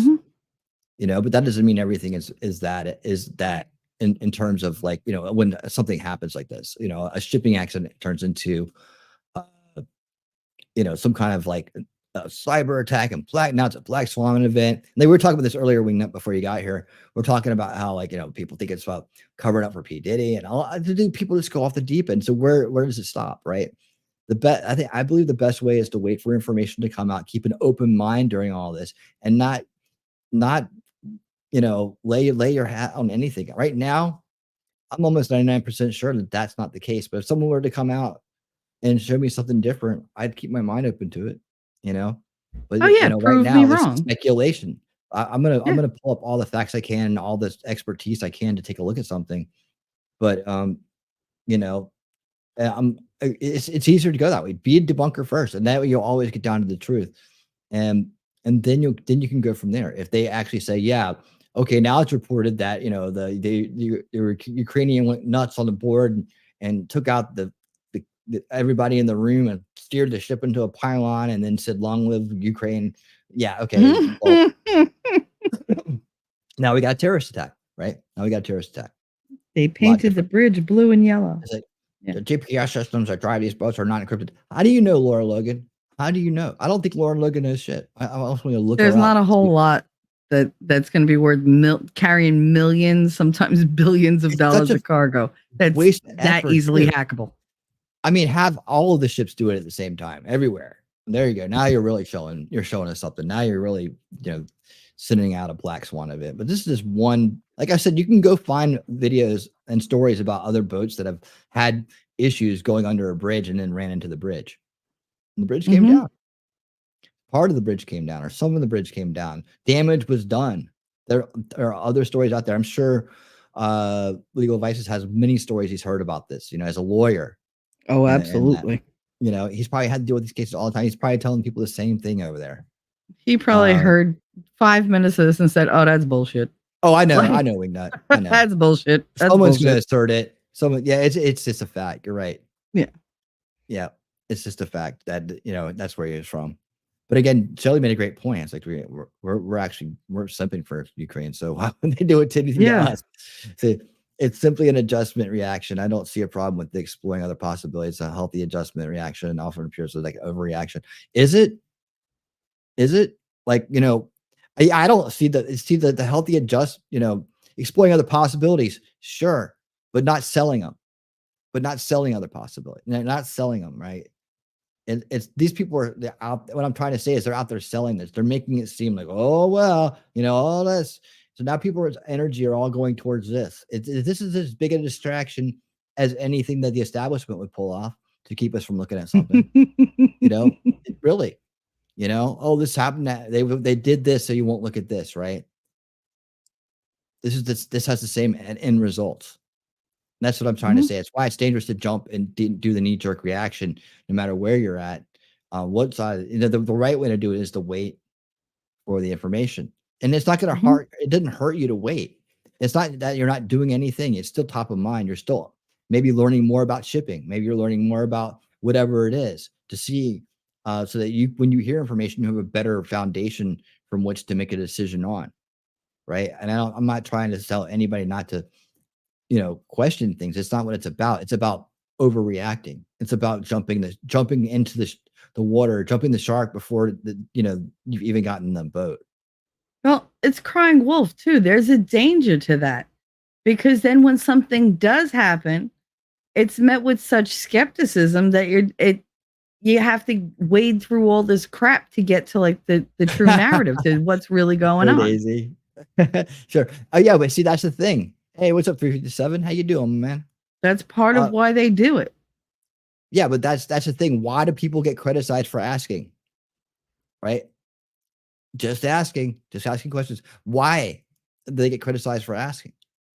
Right? It's become that culture because people will jump the shark too soon and start making accusations and start making assumptions. And that's not you and I doing that, Jacob. That's the other people that are out there. Oh no, ask the question. Bring it up.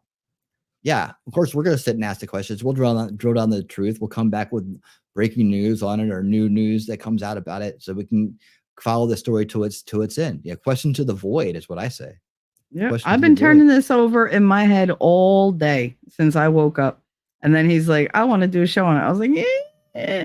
Because like I said, I am not an expert. All I know is what I've experienced, what I've learned over the years. That was all I could bring to the table. And I could be wrong. But most of me is saying logically, no, this was not a cyber attack. Like is it possible? Sure, it's possible for anything in the world to happen, but it's highly improbable. And that's what I rely on. Okay. He said, Jeff, I guess you mean Legal Vices criticize people just for asking? I mean, are you surprised? Maybe Jeff's got a hangover. Here you go. Put Jeff out of this. I understand the condition we're all in. I've walked the path from being asleep to being awake. And I did it a long time ago. So I'm way down the path, and with some people that are way down the path. I'm the generation before that woke up, right? As opposed to a lot of people that I speak with and hang out with now.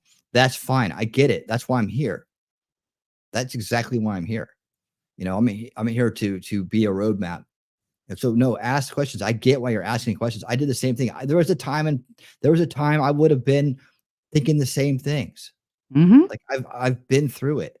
I get it, but it doesn't get us where we need to be. Like it only hurts us. Like so many people I could have maybe gotten through to in the past. I go off the rail on a little thing that I thought I knew about. I thought I understood, and just I'd learned it from some conspiracy grifter, and lost their faith. Lost the credibility that I needed to say, hey, look, there's a false left right paradigm. Hey, look, Ron Paul isn't the same kind of Republican as George Bush. This is why he would be an honest president. We need to vote for honesty. We need to vote for no war. That's what he would be. Trying to get people to realize what I realized about what I did know the truth about, and then injecting all this other stuff that's just flat out scary and weird to them.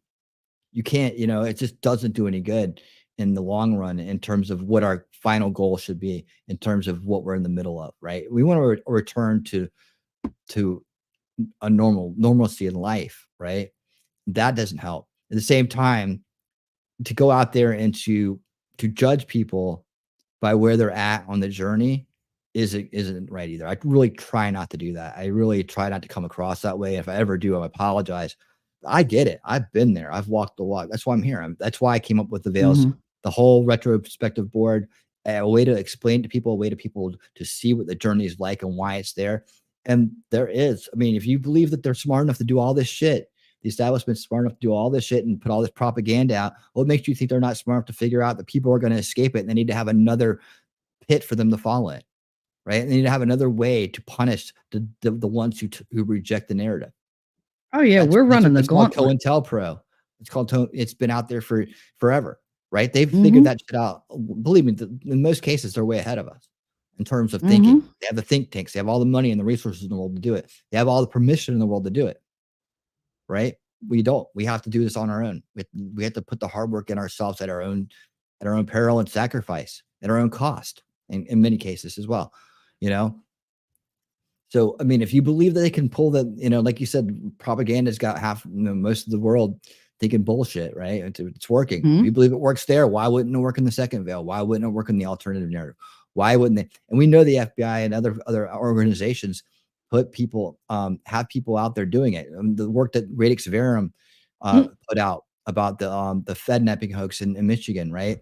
How she traced it down to the people that were talking about, the Whitmer case, talking about how they have these databases of people. They bust people, they make them informants. They say, go after these people online, rope them in, and so that they're puppeting all this stuff that's out there. And you guys might not remember this. Some of you probably have never heard this, but when back in the day when I was information activist, like back in the 10 years ago, we were fighting against disinformation coming out of we call it the second veil now, but coming out of the alternative narratives, coming out of these false conspiracy theories that were discrediting people, that were taking people off the air, they were doing all that stuff. We were fighting against that. Yes, we understand that there's a lot of propaganda. We were debunking that too at the same time.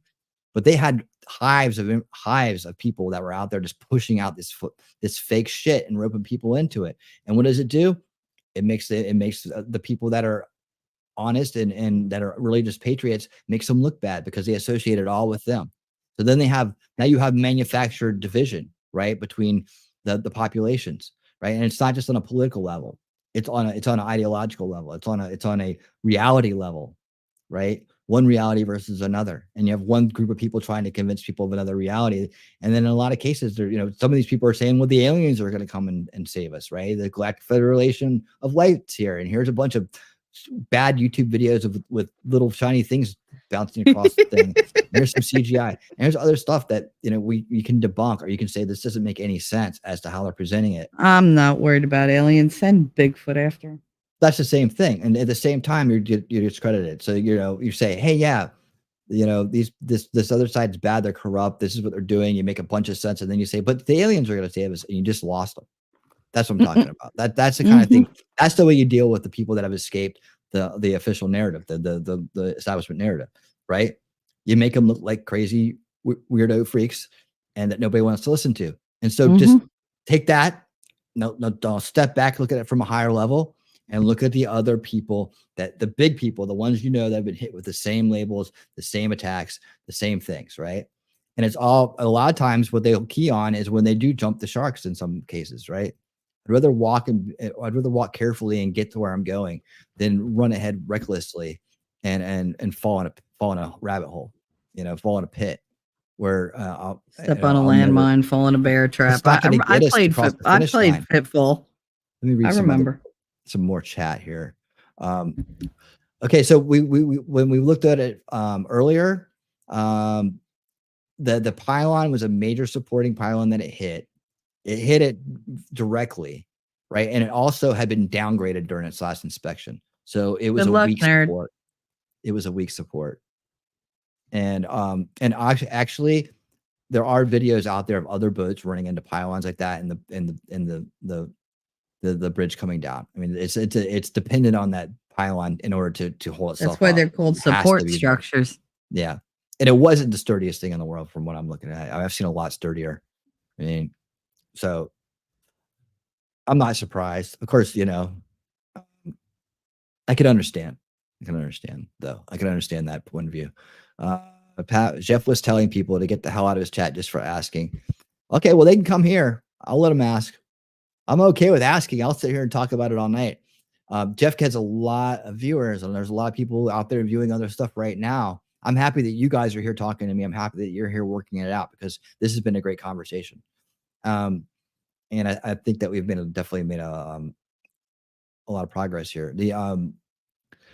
But yeah, him being rude like that, that's what happens. Like some YouTubers get cocky. They get success and they get cocky, and they start, diminishing abusing their chat. Well, they start just thinking less of them. Oh, you're going to come anyways. I'm here. I got a lobby or whatever. I'm not trying to dog Jeff in particularly, but there's an attitude. There's an attitude with people that once they get a little bit of success, they start showing their true colors about how they treat people. I don't know if that's Jeff or not. Maybe he just gets a little bit frustrated because he's a lawyer and this is his wheelhouse. Yeah. And then God knows how many times he explained it in that stream. But I want to talk to the people that I want to talk to the people that are here so they have the best information possible to go out there and talk to other people with. And I also want to talk to the other people that are questioning it, that are saying, oh, maybe it is cyber tech, maybe it is this, maybe it is that. I want to talk to those people, especially because I understand. I've been there, I've been in that state of mind before, and I can tell you that, it's not going to do any good for the cause in the long run to be there. Question it, but wait patiently. The answers will come. The answers will come, and it's not going to. The world's not going to end tomorrow if we don't know why this ship hit a bridge and why it came down, right? But the answers will come, and we'll get the good answers eventually, right? And we're going to find out that it was probably a mix of incompetence and mechanics, and it's a very unfortunate event. It's a very unfortunate event. Let's not jump the shark about it. There's a life lesson in there too. Don't trust the narrative thrown out by Andrew freaking Tate. I mean, Jesus.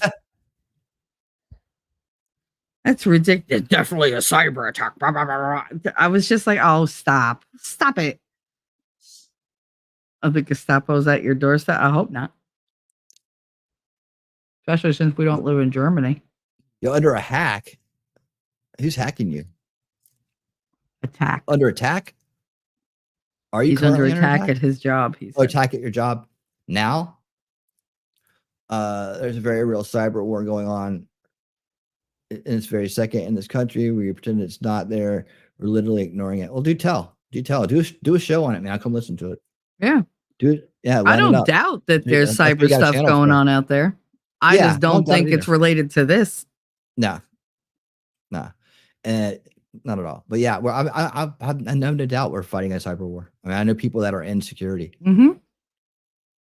I have no doubt, but this isn't it. I bet you I could, if I were to pull one of them up or at least reach out and ask them, to probably laugh at me for even thinking about it. No, dude. It probably would give me the technical reasons as to why it was probably impossible. But someone's going to come out. Well, the GPS is not encrypted. Really? Since when? All right. I have no idea, but neither do they. The slave masters use fear, envy, and distrust to control the masses. Yeah, absolutely. There's power in fear. Dude, I have a saying here on the board. It says, the establishment never lets a crisis go to waste, but neither do conspiracy grifters. Yet they both produce mind control victims at an equal rate. So there's people out there that are just How they make their money. salivating to make money off of this. Well, make money off of this, get attention off of it, drive their channel forward, their God, look at organization Mark forward, Sargent. Give me a break. right? And then there's also people out there who are going to use this again, like I said, to just discredit our side. In an election year, yeah, perfect. Let them, to call them like these are the people that didn't think Sandy Hook happened. They rope you into all that other shit too. They just pull it back. They're in control of the optics and the communication right now. We have to regain that. But I don't know that a lot of these. Is it the Gestapo? You do a show on it, Jacob. I'll come listen to it. Is it the Gestapo? Is it just bad actors? Is it just hacktivists? Is it just? I mean, there's probably a combination of all those people involved in this cyber security issue that's going on in our country as we try to develop better practices, and hopefully it doesn't end up costing us our freedoms. I think that's in a lot of cases, these people that are just out for themselves don't care if it costs us our freedoms, doesn't care if it impacts our way of lives, because they already don't like our way of lives. They already are living a miserable life. Let's see. But yeah, they do it. They do it on both sides. Inside the narrative and outside the narrative. Yeah, so I mean, if ships start crashing into bridges all over the country, then then we have a problem. We got a problem. I'll have to pivot on this, but I have to reassess my current assessment on it, and I will do that. Good luck on your interview, nerd. Yes, good luck. Latin, who's calling you a man hater? But I'm not going to run out as soon as something happens and start trying to think of every conspiracy theory I can fit it into. It's not going to help. If I'm going to do that, I'm going to do it all the way. Right? I'll go full grift. Like make money off it. Yeah, hell yeah. Be that careless, dude. I'll go full grift, man. Because that's the only reason to do it. It's not going to help the cause. It's not going to get us to the point where we need to get to. It's not going to help us beat the bad guys. It isn't. Has it yet? People have been doing it for 2 decades or more. Has it helped yet? No. Does it wake people up? Some people that are probably already on their way there. You usually won't find this information unless you're already rejecting the establishment narrative. That's the whole thing. That's the whole leaving the first veil phenomena, or the waking up, as they call it. You have your moment of clarity. You cast off the establishment narrative, and now where are you at? The whole world's wide open. And who's waiting for you? Well, you got the alien people waiting for you. You got the new age people waiting for you. There's a bunch of cults waiting for you. A bunch of them. Right? You gotta realize that there's truth sprinkled in on both sides, but the bigger picture is this ongoing cycle of abuse that is generational. It's a generational warfare. Wingnut, you'll probably agree with me on this. These guys are instituting generational warfare. That's why they have generational wealth. This is an ongoing thing, right? And they're attacking the youngest generation out there right now from the first veil. Confusing them at a young age, corrupting them at a young age with immorality, sex, identity, gender confusions, anything to wreck their lives, to have them grow up in a damaged state, so that they are and put the blame on the parents, or corrupt, or criminal, or whatever, so that when they grow up, they're not to their full potential and they're not living in truth. They're living under their thumb, under their narrative. They're looking to blame someone, and they'll tell them exactly who to blame. Yeah, happy in their shoebox in the wall. I mean, the line, whatever the hell it's called. Right. And all these systems of abuse, whether it be information abuse, traumatic abuse, whatever, the enablement of these abuses are coming from that fifth veil, that cycle of control of the global ownership class. Right. And we see this global ownership class coming together now under the UN, under the WEF, under these really open and out there, very prominent, very proud organizations that are telling you exactly what they're going to do to you. Right? You don't have to dig into some pyramid and the basement of some pyramid to find some group in robes to figure out what the hell is going on here. Right? Those are just, almost like fetishes to them. It has nothing to do with the fact that, in 6 years, they want to take away your stakes and give you crickets. right? It has Cold nothing to dead do with hands. us. And by taking out that isn't going to change anything. We have to take the system down itself that perpetually puts out the corruption that filters into the system and then makes it extremely corruptible, right? The ideological subversion that has been going on for decades and generations here. We have to reverse that. Where we reverse it with generational repair. Generational repair is the antidote to generational warfare. We have to undo the damage. Not starting at the first generation, we can get it to there on. Starts with our own. Starts in our own homes, and can we broaden it out to everybody, to those that are innocently and unfortunately wrapped up in it, that don't have the capacity or haven't had the experience yet to pop out of it, to spring out of it. You know, the ones that'll shut you down just for talking, they won't want to hear anything you have to say. Let's talk about the party. So let's talk about something else. Let's not talk about that. They don't want to hear it. They're off somewhere right now being entertained. They're not here. Well, I mean, that was me at one point. I mean, if There you you tried to go. talk to me about politics, I'd be like, I don't want to talk about that shit. Everybody fights. Like, I don't want to talk about it. I don't want to fight. I don't want to fight. Like, I And we don't want to appreciate you through argue. that, I Nay. don't care. There we go. Yuri Bezmenov. Yep. I just did Mhm. my second run of the Yuri content about 2 or 3 weeks ago. You're on Rumble. It's right down there and on my page. I did a full everything. What's it called? Everything you need to know, or something like that. Let's see. Let me find I'll it. look for it. What's the I'll name of look it? for it. You But do what you're anyways, doing. I had done Yuri originally like a year before. Like I just did it in 2 different segments on my earliest show. Very, very low production value there.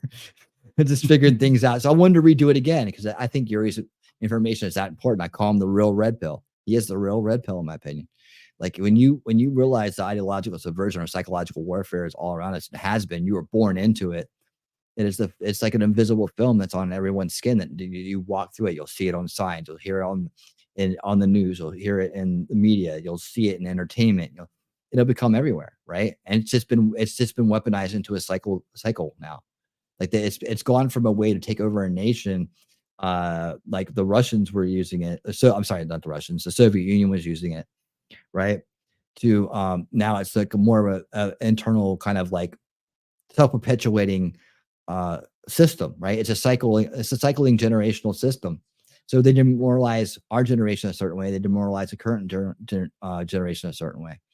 So they've taken this, and we've done in-depth kind of like talks about this. But I'm glad we're on the same page there, Wingnut. Definitely. If you want to be victorious, you must know yourself and your enemy. Yep, for true. There you go. There's the link to the complete guide to ideological subversion with Yuri Bezmenov. Yes, that's what it's called. I got triggered because I wanted to have a conversation about entertain. Wanted to show my face, age, status, criticizing me for wanting to talk about things without sharing my personal life. Who was doing that? I did an Andrew Tate video once, and it wasn't even a bad one, and I got massacred in my comments.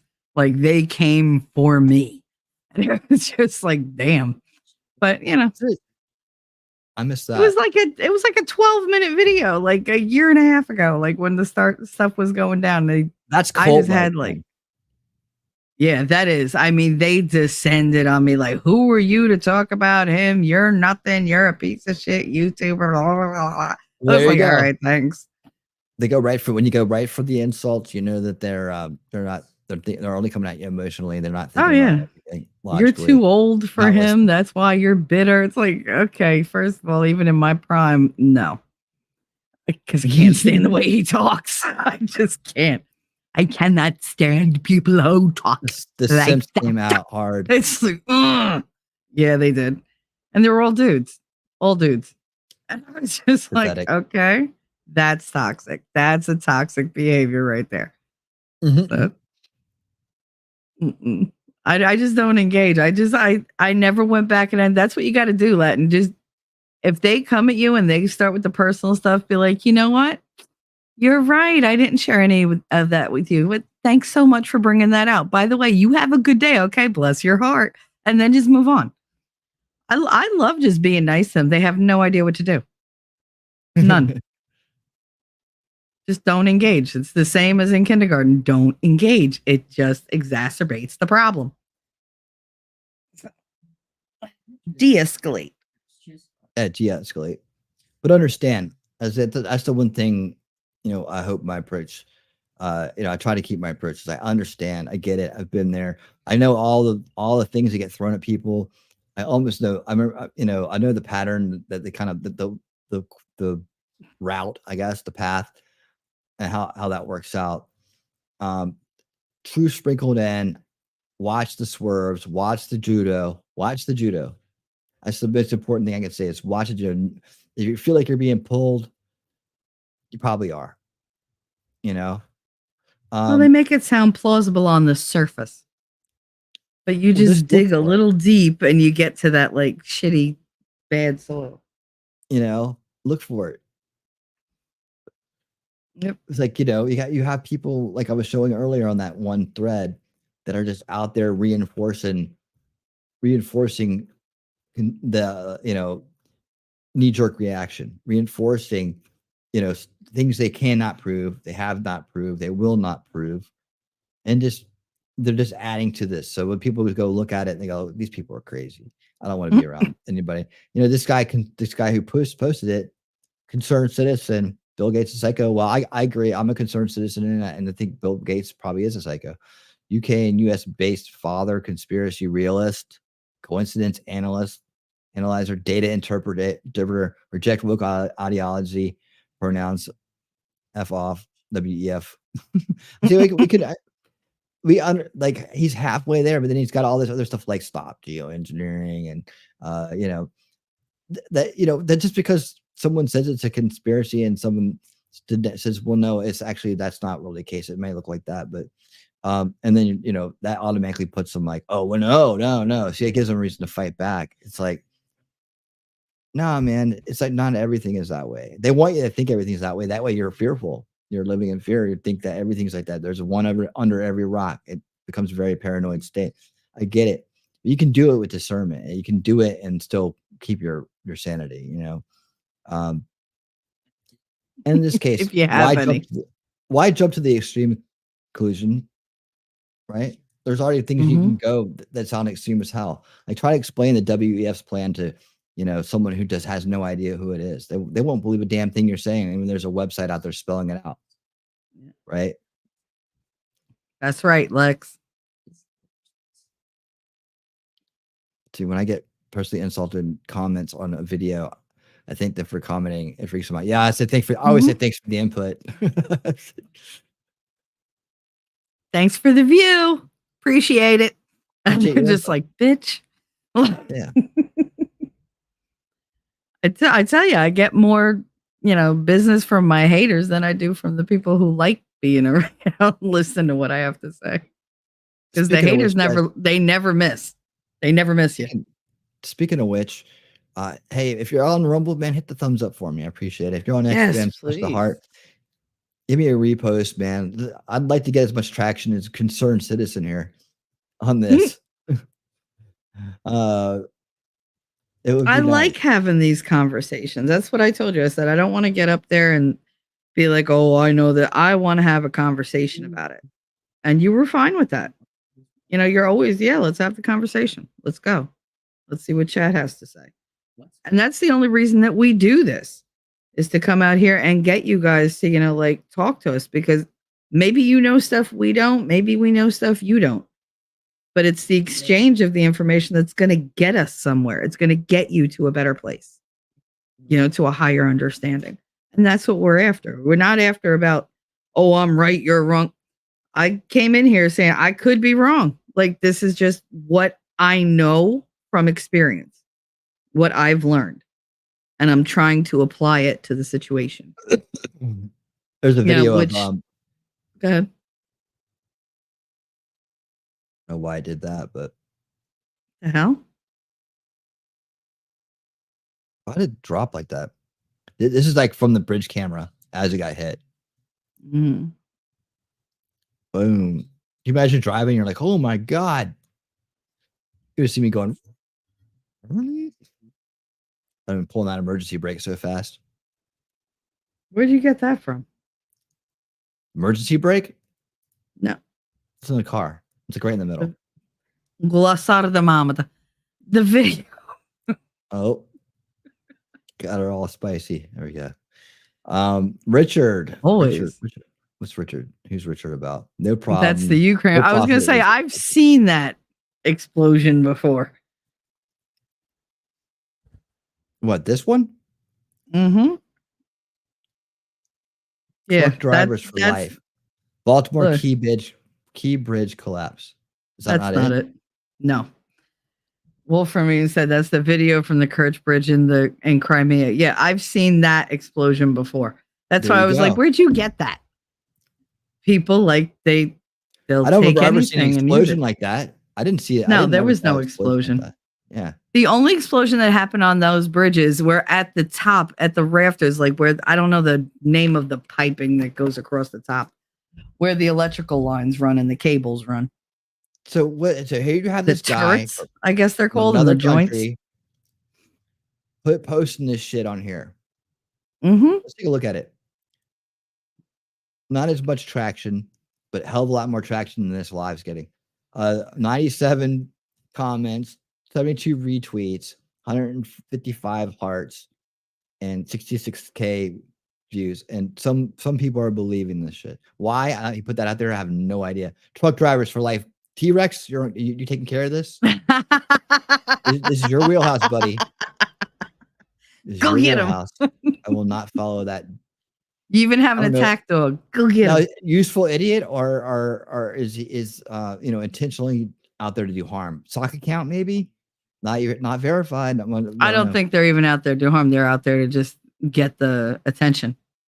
Yeah. See, Look I at can me. go Look down at this guy on old Rosa here.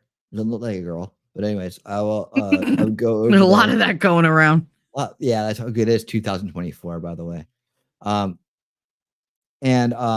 And just look at the tweets and see what kind of tweets they're putting out constantly, and then I can make an assessment of that account, right? But most people won't do that. Here's another one. How can a ship without power execute a 90-degree turn towards the bridge of support? Well, it wasn't 90 degrees, was it? No, it wasn't. Obviously, they failed geometry. Yeah, but see, that's it. And then look, hashtag. So probably these hashtags in mine. In mine. You know any good? All right. Yeah. So let's take a look at some of the comments real quick. Let's see what kind of people are commenting on this. River current. Okay. Somebody a little bit base. Yeah. River current. Well, now see, that's the problem with the blue check mark, because they think once they have a blue check mark, everybody, they're trustworthy. They have a blue check mark. I have a blue check mark. You know why? I pay $9 for it. Most people do. I mean, look, it's like, it's not the exclusivity that it was supposed to be. Yeah, that could happen. Depends on where the rudder is when the power goes out.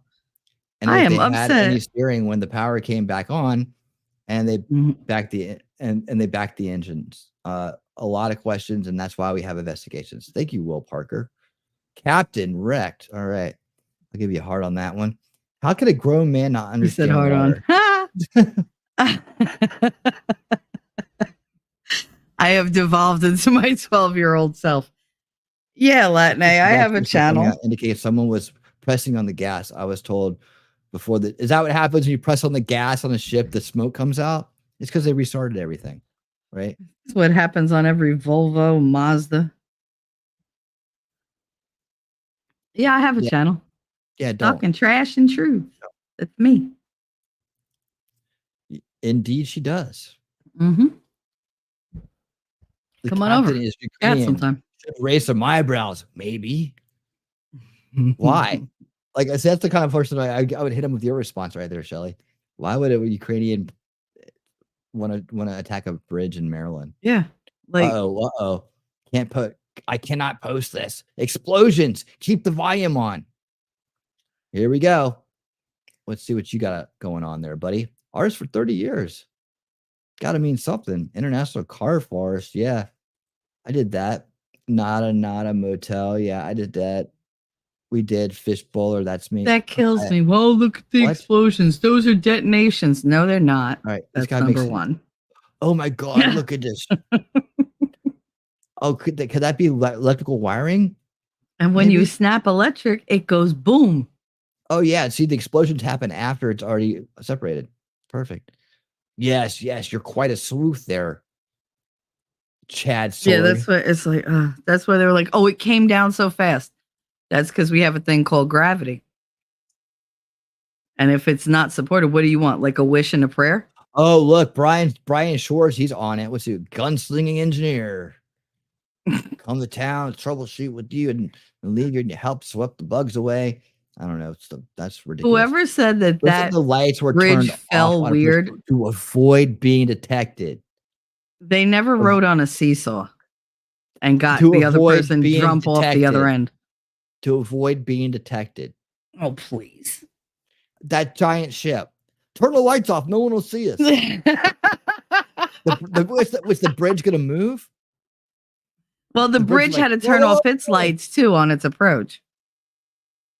Because, those bridges, they're so dark. They keep them that way so they get hit all night long by things passing through. Planes, ships, all sorts of stuff. But No. look at yeah, okay. Anchor dropped. Like I'm saying, a lot of base people giving the answers here. I'm saying they're actually there's a lot of debunkers. Good. I'm gonna follow all of you guys. Everybody's debunking.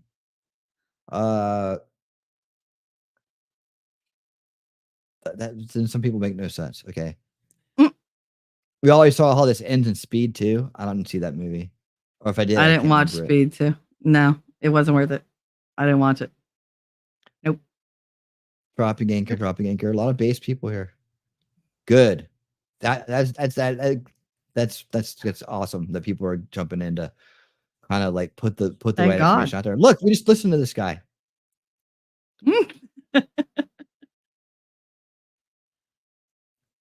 That's awesome. Tide and a dropped anchor could be the reason. There you go. Thanks, Mimsy. Mimsy. Thank you.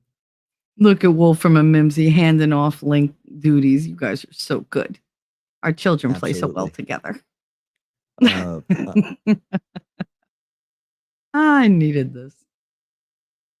Don't know what the hell I'm going to talk about tomorrow morning, but yeah. Nobody's really talked about the strength of the current that was happening. We don't really know, I guess, but well, that's one of the things I mentioned, because it's going to be very hard recovering those bodies because you don't know how far out they got pulled. This guy's saying the black smoke is the emergency power to drop the anchors. Could be. So you see, you keep all this in mind, and then when the report comes out, we have what the black box or whatever from inside the ship now, or we have we've debriefed all the crew, right? And we get the full story. We're going to see how many of these people are right and how many people are wrong, right? But close. I agree too. I think the rapid movement, the anchor is up front, right? So if it dropped and it wasn't that far to go, and it dropped and hit fast in the bottom, it might not have stopped the ship right away, but it might have given it a pivot, right? Let's see. Many reasons. They dropped the anchor to try to stop the boat. They dragged in the current because they had no power, no rudder control, right? And then they were able to restart the engines that they did. The torque steered the boat in an even worse position, and the engine gave out. Yeah, again, I don't know what the wheel looks like in there that they're using to steer the boat. I'm guessing it's like the ones I've already saw my whole life. I have no idea if it's different. I looked inside of a super yacht the other day, like a big Carnival one, and it doesn't look like what you think. Like, no, I saved the video. It's like a control panel where people basically don't do anything. It's almost like a joystick. You're like, whatever. Like, you're not fighting the Captain Jack wheel like you used to in the days of yesteryear. Good one. If you have a sailboat, yes. But a yacht, no, that's all electric.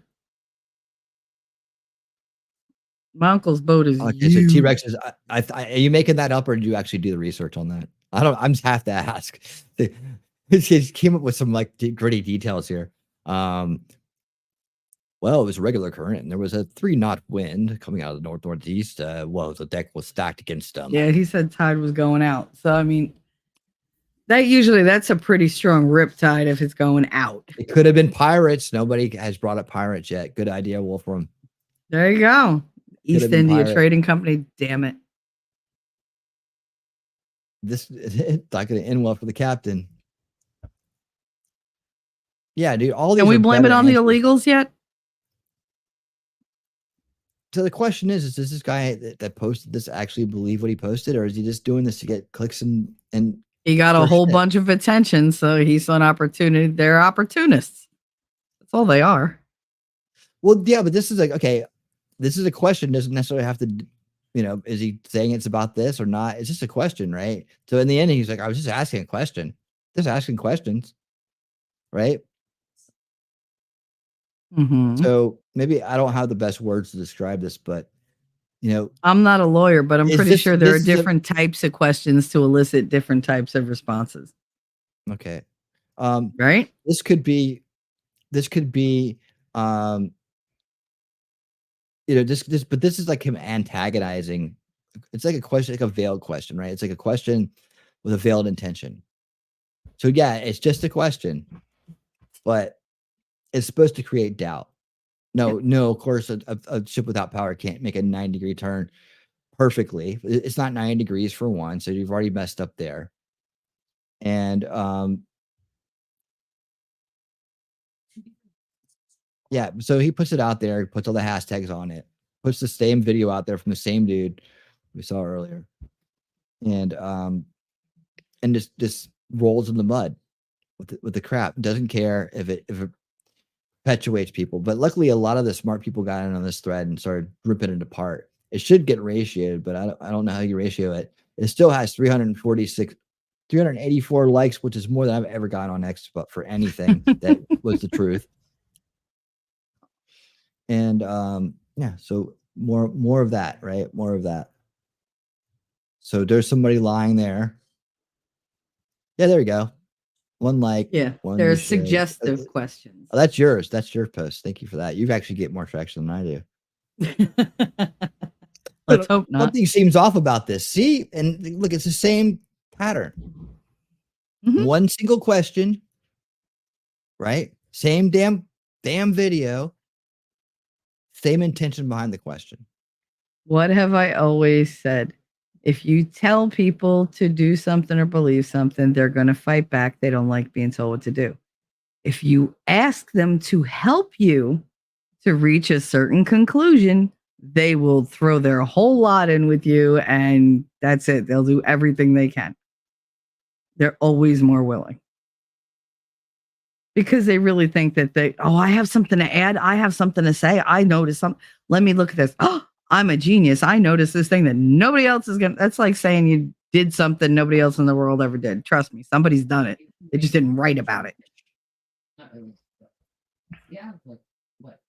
Okay, look at this. We got a new ager here. There's the anchor. This video wasn't shared publicly by an accident, but most of you won't be capable of seeing what's being shown, even if it's in front of your eyes. Okay. So we got one anchor down. Okay. That means, yeah. So there you go. I don't know if that happened before or after. Maybe they dropped the anchor after they stopped. That could have been, instead of hitting something underneath, like I thought, that could have been what the anchor did. If they dropped the front anchor and it pulled back into the front of the ship, into the front of the boat, then that would make the back end careen. Yeah, it's pulled tight.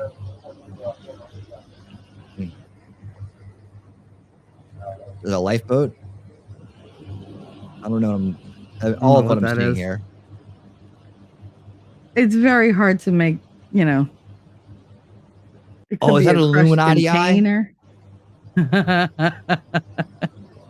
Oh, that's some kind of like ancient Illuminati symbol. Yeah. See that? That's not an anchor. That's Nessie's leash.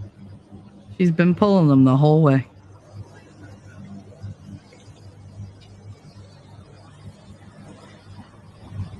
I love the people that are going to say, look at how out of shape that thing is. It's all rusted. Let me tell you something. That's a damn good looking ship. All right, you'd be amazed what the ocean does to ships. Get a regular ship that's in a harbor that's well taken care of. As soon as you lift it out of the water, you're gonna go, damn, what happened to the bottom of my boat? Because it's disgusting. Look You at got this right dents here. and scratches, everything. What is that?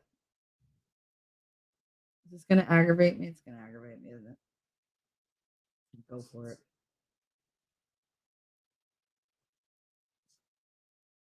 Okay, Old Goater says. So what are we Old trying to look at Goater. here? Oh, look. Oh no, it's a Knights Templar. Oh yeah. That must be what it is. Yeah. Yeah. Maybe they That's were not a- transporting the ark. That's not a propeller at all. That's not a propeller. Not at all. Oh, it's the Knights Templar. Oh yes, they were there. They rode up on their horses and then they turned the power off real quick. Uh-oh. Oh no. That's not checkerboards though. That's I don't want to hear Umbrella nothing unless there's a talking monkey. I don't want to hear it. It's also 33. That's what I'm talking about. This is what I'm talking about. I see some funny comments. All right. Diddy goes down. Diddy does down. Child trafficking plus containers. Clinton. There you go. Perfect. Thank you. No flex zone. God. Verdine. Isn't that this Verdine? Isn't that the place like Diddy's supposed to be going to? Costa Verdine. I saw Cape it was Verde? because it was not like it. You mean Cape Verde? Hold the ship in place. They dropped the anchor before, maybe. I mean, they probably thought about dropping the anchor as soon as they called the Mayday. Oh, there's again there. It has to latch on to something. Yeah, anchors are heavy, but they were going. They think that's a 3. And they didn't have a lot of time. That's it. They think it's a 3. There's a 3 on each side. They think it's a 3? Thruster symbol. It's a symbol. I told you, like when I looked at it, I was like, look, that's the Illuminati symbol. I was just joking around. But I automatically know where people like start going with things. I've been doing this for so long. Yeah, I can just see where it goes. I blame all this shit on the Da Vinci Code. But blame it on conspiracy groups. Oh, it's another 9/11. Oh no. Jesus Christ. This is what's frustrating, guys. Like all these people that commented to enable or support this very, very the trolls. Uneducated. A lot of them. Are they? No. A lot of them really believe it. But a lot of them are trolls who are just stirring the pot. Is living in fear.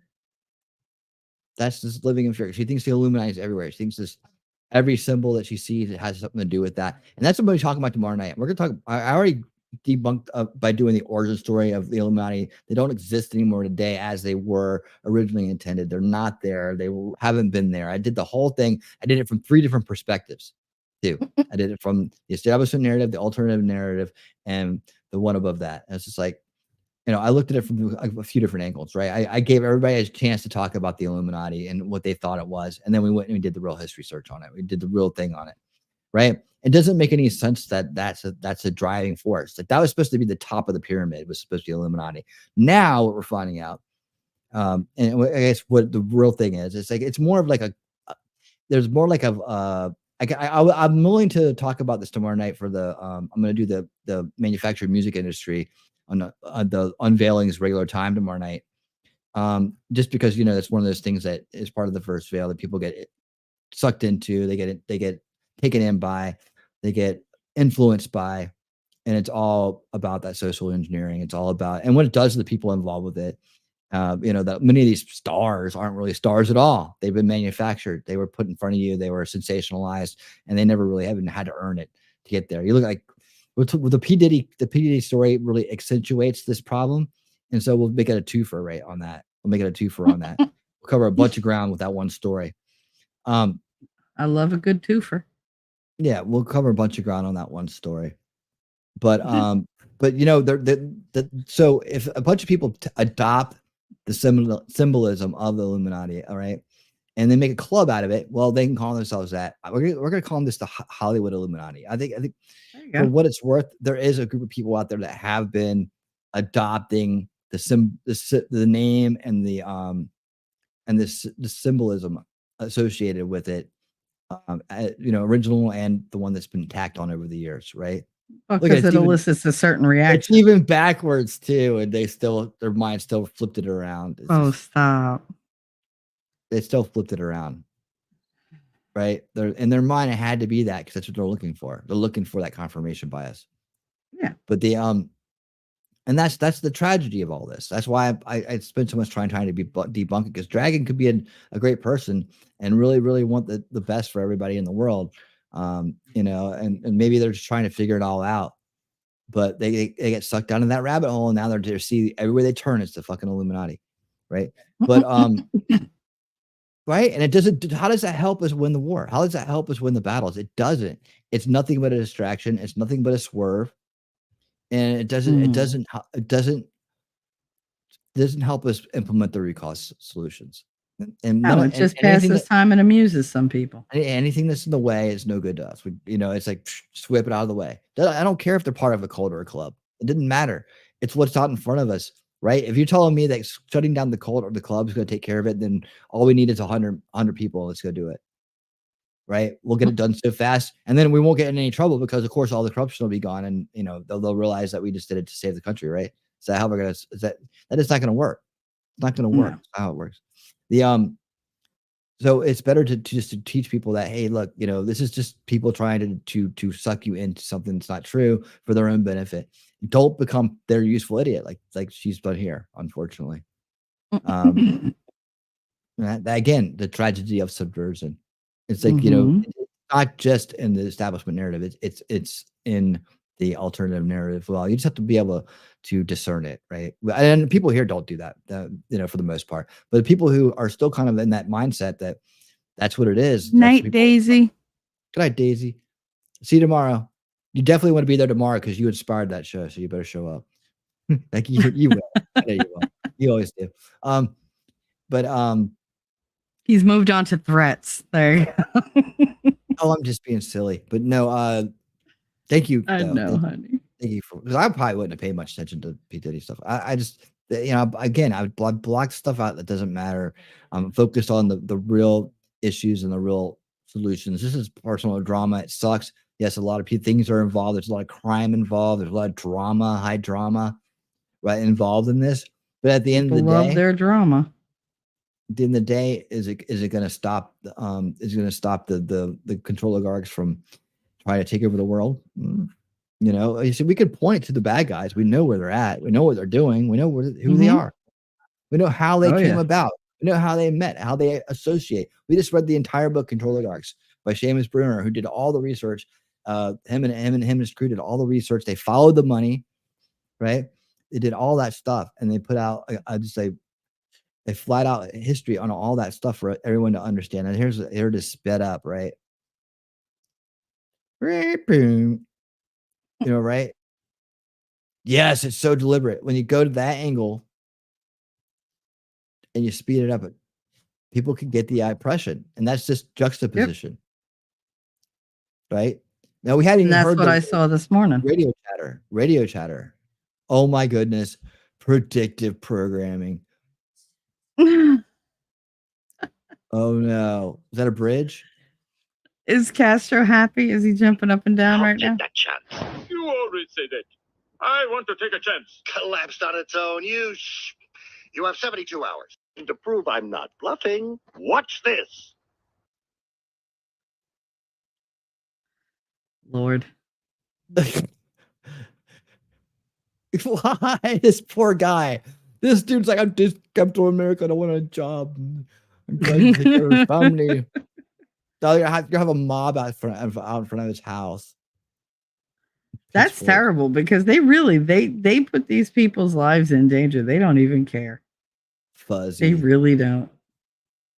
They don't care about doxing. They don't care about any of it. It's terrible. There you go. Lincoln has it right. Great way of saying nothing and pretending there is something there. Uh-oh. What's this? Even if it's in front of their eyes. Since we're on the subject of Baltimore, Baltimore is considering a board. Okay, yeah, great way to pivot on that. Jesus. Don't cancel me. That's funny. Dang, now I know why my Amazon delivery status went from shipped to shipped wrecked. There you go. That's actually funny. There you go. God, imagine if I got canceled. It would take me months to figure it out because I wouldn't notice. I really, like it would be no different. Here we have a Templar sympathizer. He says, yes, the Knights Templar symbol. However, it's been hijacked by the Nazis groups throughout recent history. Templars are supposed to be the good guys, so we can rule them out. See?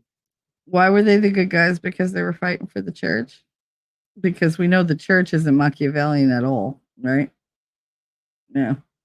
Because there weren't popes who were like a lot of Christians monarchs are on here. I've noticed a lot of these people are devout Christians, and they're latching on to this. Remember when I covered the Illuminati? I said like a lot of, you'll be surprised, but a lot of the conspiracy grifters in this realm are like also like devout Christians. Like it blends into that, right? It blends into that sphere. So you have people like what was that one dude, John Todd, right? That says he covered on his cult when he was doing cults. Yeah. Yeah, so like guys like that, he was always talking about the Illuminati and all that stuff, always. But see now it's probably more of like this cult that's happened. That's why I say you can't just call it the Illuminati. Call it the Hollywood Illuminati. So a bunch of rich weirdos, celebrities, probably do have a cult called that somewhere. You know, they probably, at least they express it that way. But are they the Illuminati? No. Are they the ones controlling the world? Hell no. They're useful idiots. They're disposable. They're you can see the feds just raided P. Diddy. They're disposable. They're just there to do what they're told, to get their money and shut up and be completely bad examples and to corrupt other people and harm other people. Well, That's what they're doing. they know that they're going to give them a little bit of power and they're going to do the things that they're stereotyped to do. And they're going to work themselves into a corner. They're going to dig their own grave. They're going to, keep piling those skeletons up in their closet. And eventually they're like, oh, all right, you're not useful anymore. And I have all this on you. Bye. That's it. I just kind of hope nobody gets a neck stretch, like Epstein did.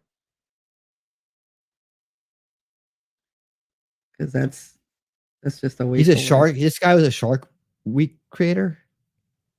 Is he? Reformed Madison Avenue propagandist, occultist.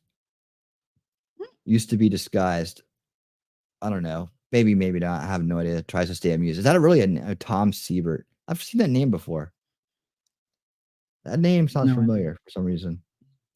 No idea. Is it the Templar cross? They always leave their calling card. ... And I don't know if he's just messing with people or not there. Yes. They put it right there so we could all see it. What I tell you? I said it won't take long until someone's going to come out and call it an Illuminati blood ritual. Because that's what societies do. They go around tagging everything. Yep. Yes. This will show them. Yep. This will keep a secret. Whatever. This ship has a record of crashing already, but sure, nothing to do with it. It's clearly a conspiracy theory. Like I said. It's not a Maersk Line ship. They just chartered it. So whoever owns it, they're responsible for the maintenance, not Maersk Line. That's like if you charter a bus, you're not responsible for checking the oil. That's the company that owns the bus. You're just getting on the bus. That's not your problem. This should not fall on Maersk Line, but it should fall on the owners of the boat itself, of the ship itself. Because if they cut corners, if they decided, oh yeah, well we're going to Baltimore and then we're going here and we'll do the inspection when we get back. It can wait another month. Now, see, if Biden was driving, then I would have believed it was intentional. There you go. If it was an ice cream ship. What? Full of kids. Oh God. Oh no. By the way. Night, Lex. Oh, good night, Lex. Sleep well, honey. Yeah, get on that. Make sure everybody knows. We need to get the alert out to everybody right away. Yeah, be on alert. That was a good one. T-Rex is is in Maryland right now. Good, get on that. Come on, go get us footage. Let's go. Come on now. Otherwise, you're just driving that big container truck. Like, come on. Actually, you have a little one. Truck. I mean, shit. Phrasing. God damn it. Anyway. You're not talking to me, are you? No, definitely not. No. Now you're in West Virginia. Go visit Tim Pool. Okay. Isn't he in West Virginia? So yeah. So see what I'm saying? Just 3 or 4 strolls down, and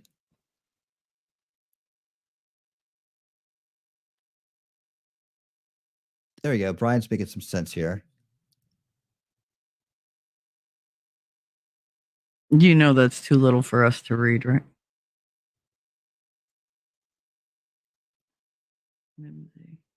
The this guy Brian says to the irresponsible people on social media trying to claim that the bridge collapse in Baltimore Harbor this morning was a terrorist attack or some sort of inside government job.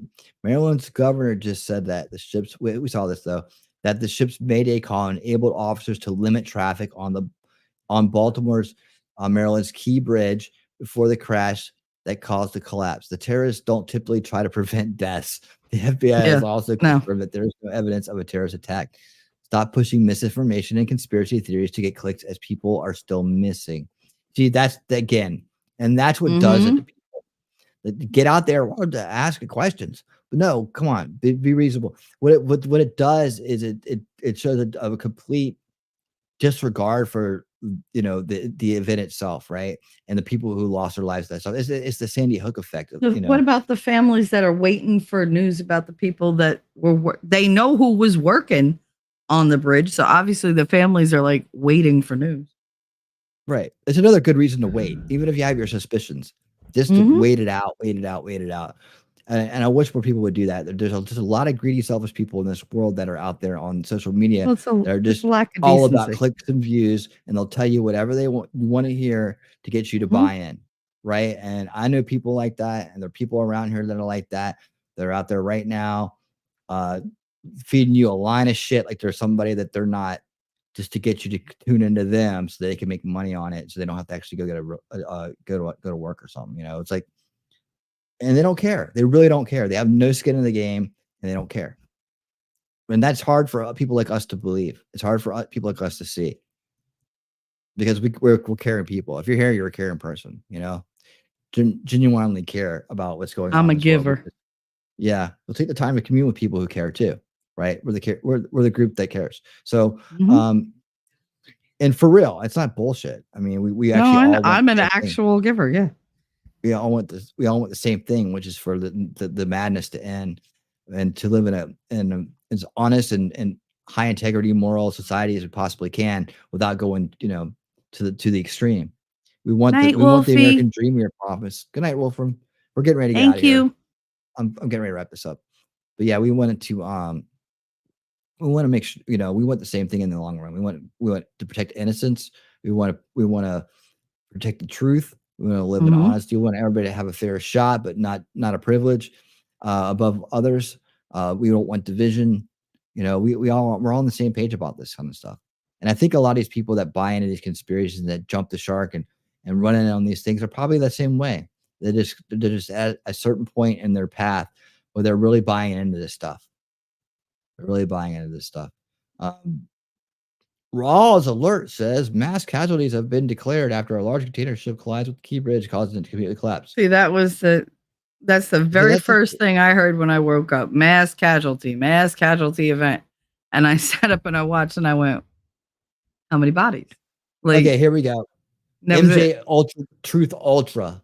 Oh, well, you're a watchdog and a researcher, huh? Okay, humor specialist. Okay, so I hope this is a joke when you say this. Here is the caption video showing what I believe is the cargo ship being hacked. Really?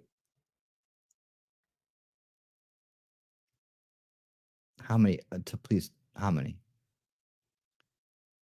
That's hilarious. Oh, look at they've added a reader's added context. Yay! How did that happen? Did somebody else do that? Probably. Yeah. Haha. But look at all this. Look at 5 million views. What time did they put that out? Had to be first thing, like right after 13 hours ago. Yeah. So that was 9 o'clock this morning when it first basically like when the sun came up and everybody was like, hey. Dude, I wish They there was a from thumbs down California? button. Anybody with truth in their name, I always worry about too. If Twitter ever like installed a dislike button for posts, I think their computer systems would blow up. Did they used to have one? I don't think so. Dislike? We'll I have to don't get remember. ratioed. They've been through Ratioed. so many changes. I don't remember half the shit that they've Oh, done. look, a coal mine collapsed in China. This is probably the Illuminati too. Not the fact that coal mines are notoriously unstable because you're digging into the goddamn earth and hoping to hold it up with just timber. That's all we're you're done. doing. Oh, this is the guy. This is the mayor of Maryland. Mayor Baltimore. Baltimore. No? Yeah, there you go. Governor of Or Maryland. is he emergency services or whatever the hell? There's P. Diddy and nope. All right. Okay. Let's do this. Yes. All right, guys. That was So there interesting. you have it. There you have it. Thank you for the coming to the pop-up stream today. The day will be a pop-up stream day. I'll try to do something at some point. It'll always be a surprise. It may be Unveiling Reality where I debunk Was a things surprise or to me. talk about current events from that point of view. Or it could be like Winning 2024 where it's a election or politics related event. I'm trying to find, I just don't have a plain show. Like they all have some kind of meaning. So I got to figure out how to fit them into like whatever the topic is somehow. Yeah. So many jokes. Too little time. All All righty. Can we be serious for 1 second here? All right. All right. Mhm. No, but I'll be going in at 9:30 in the morning. I have no idea what I'm talking about, but I'll be there. So see you guys tomorrow, whoever's going to join me. Right on. Cool, guys. I'll be back tomorrow night at I'm trying to go at 7 or 8. One of the two. I'll be back tomorrow night for Unveiling Reality, and we're gonna go down and we're gonna talk about the manufactured music industry through the lens of the P. Diddy case. And by the way, I did do some research on this, and this stuff, the Fed raid, I know it probably took a lot of people by surprise, but it was probably not that big a surprise to a lot of people that were following his story from a few months back to a few years back. And I'll clear up some other kind of there's some half truths going on out there as well. I'll clear those up in terms of Cat Williams and what he said and what he meant by that. I'll give the full interview on that. He's getting sound bitten down to make it sound like he was predicting something when actually what he was doing was saying, I got the information. I'm going to be shoveling it out in 2024 and they're all going down. And so he wasn't trying to predict something was going to happen, like, God was going to come punish them. And some people have put it and framed it that way, so it makes it look like that. So I'll show that. I'll show the full interview with Shannon Sharp. Plus, I'm going to go back into some deep history between him and Usher, and Kevin Hart, Justin Bieber, all evidently victims on some level, or have been groomed or became groomers, or a lot of grooming going on. But yeah, we're going to cover the whole history. There's a lot out there on it already. I'll give you the rundown on it, but I'm going to frame it in a way that we're talking about, how the music industry is for the most part in the mainstream level, in the establishment level, is manufactured. Yeah, a lot of people, a lot of music isn't. A lot of people earn it. They work hard, but I'll talk all about what it's like to be a musician and what it takes to get there, as well as how these people slide in by doing naughty things to fame. So there we go. Ooh. All right, guys. All right. Until then, until next Night, time. everybody. Thanks for Night. coming. Everybody, keep on winning.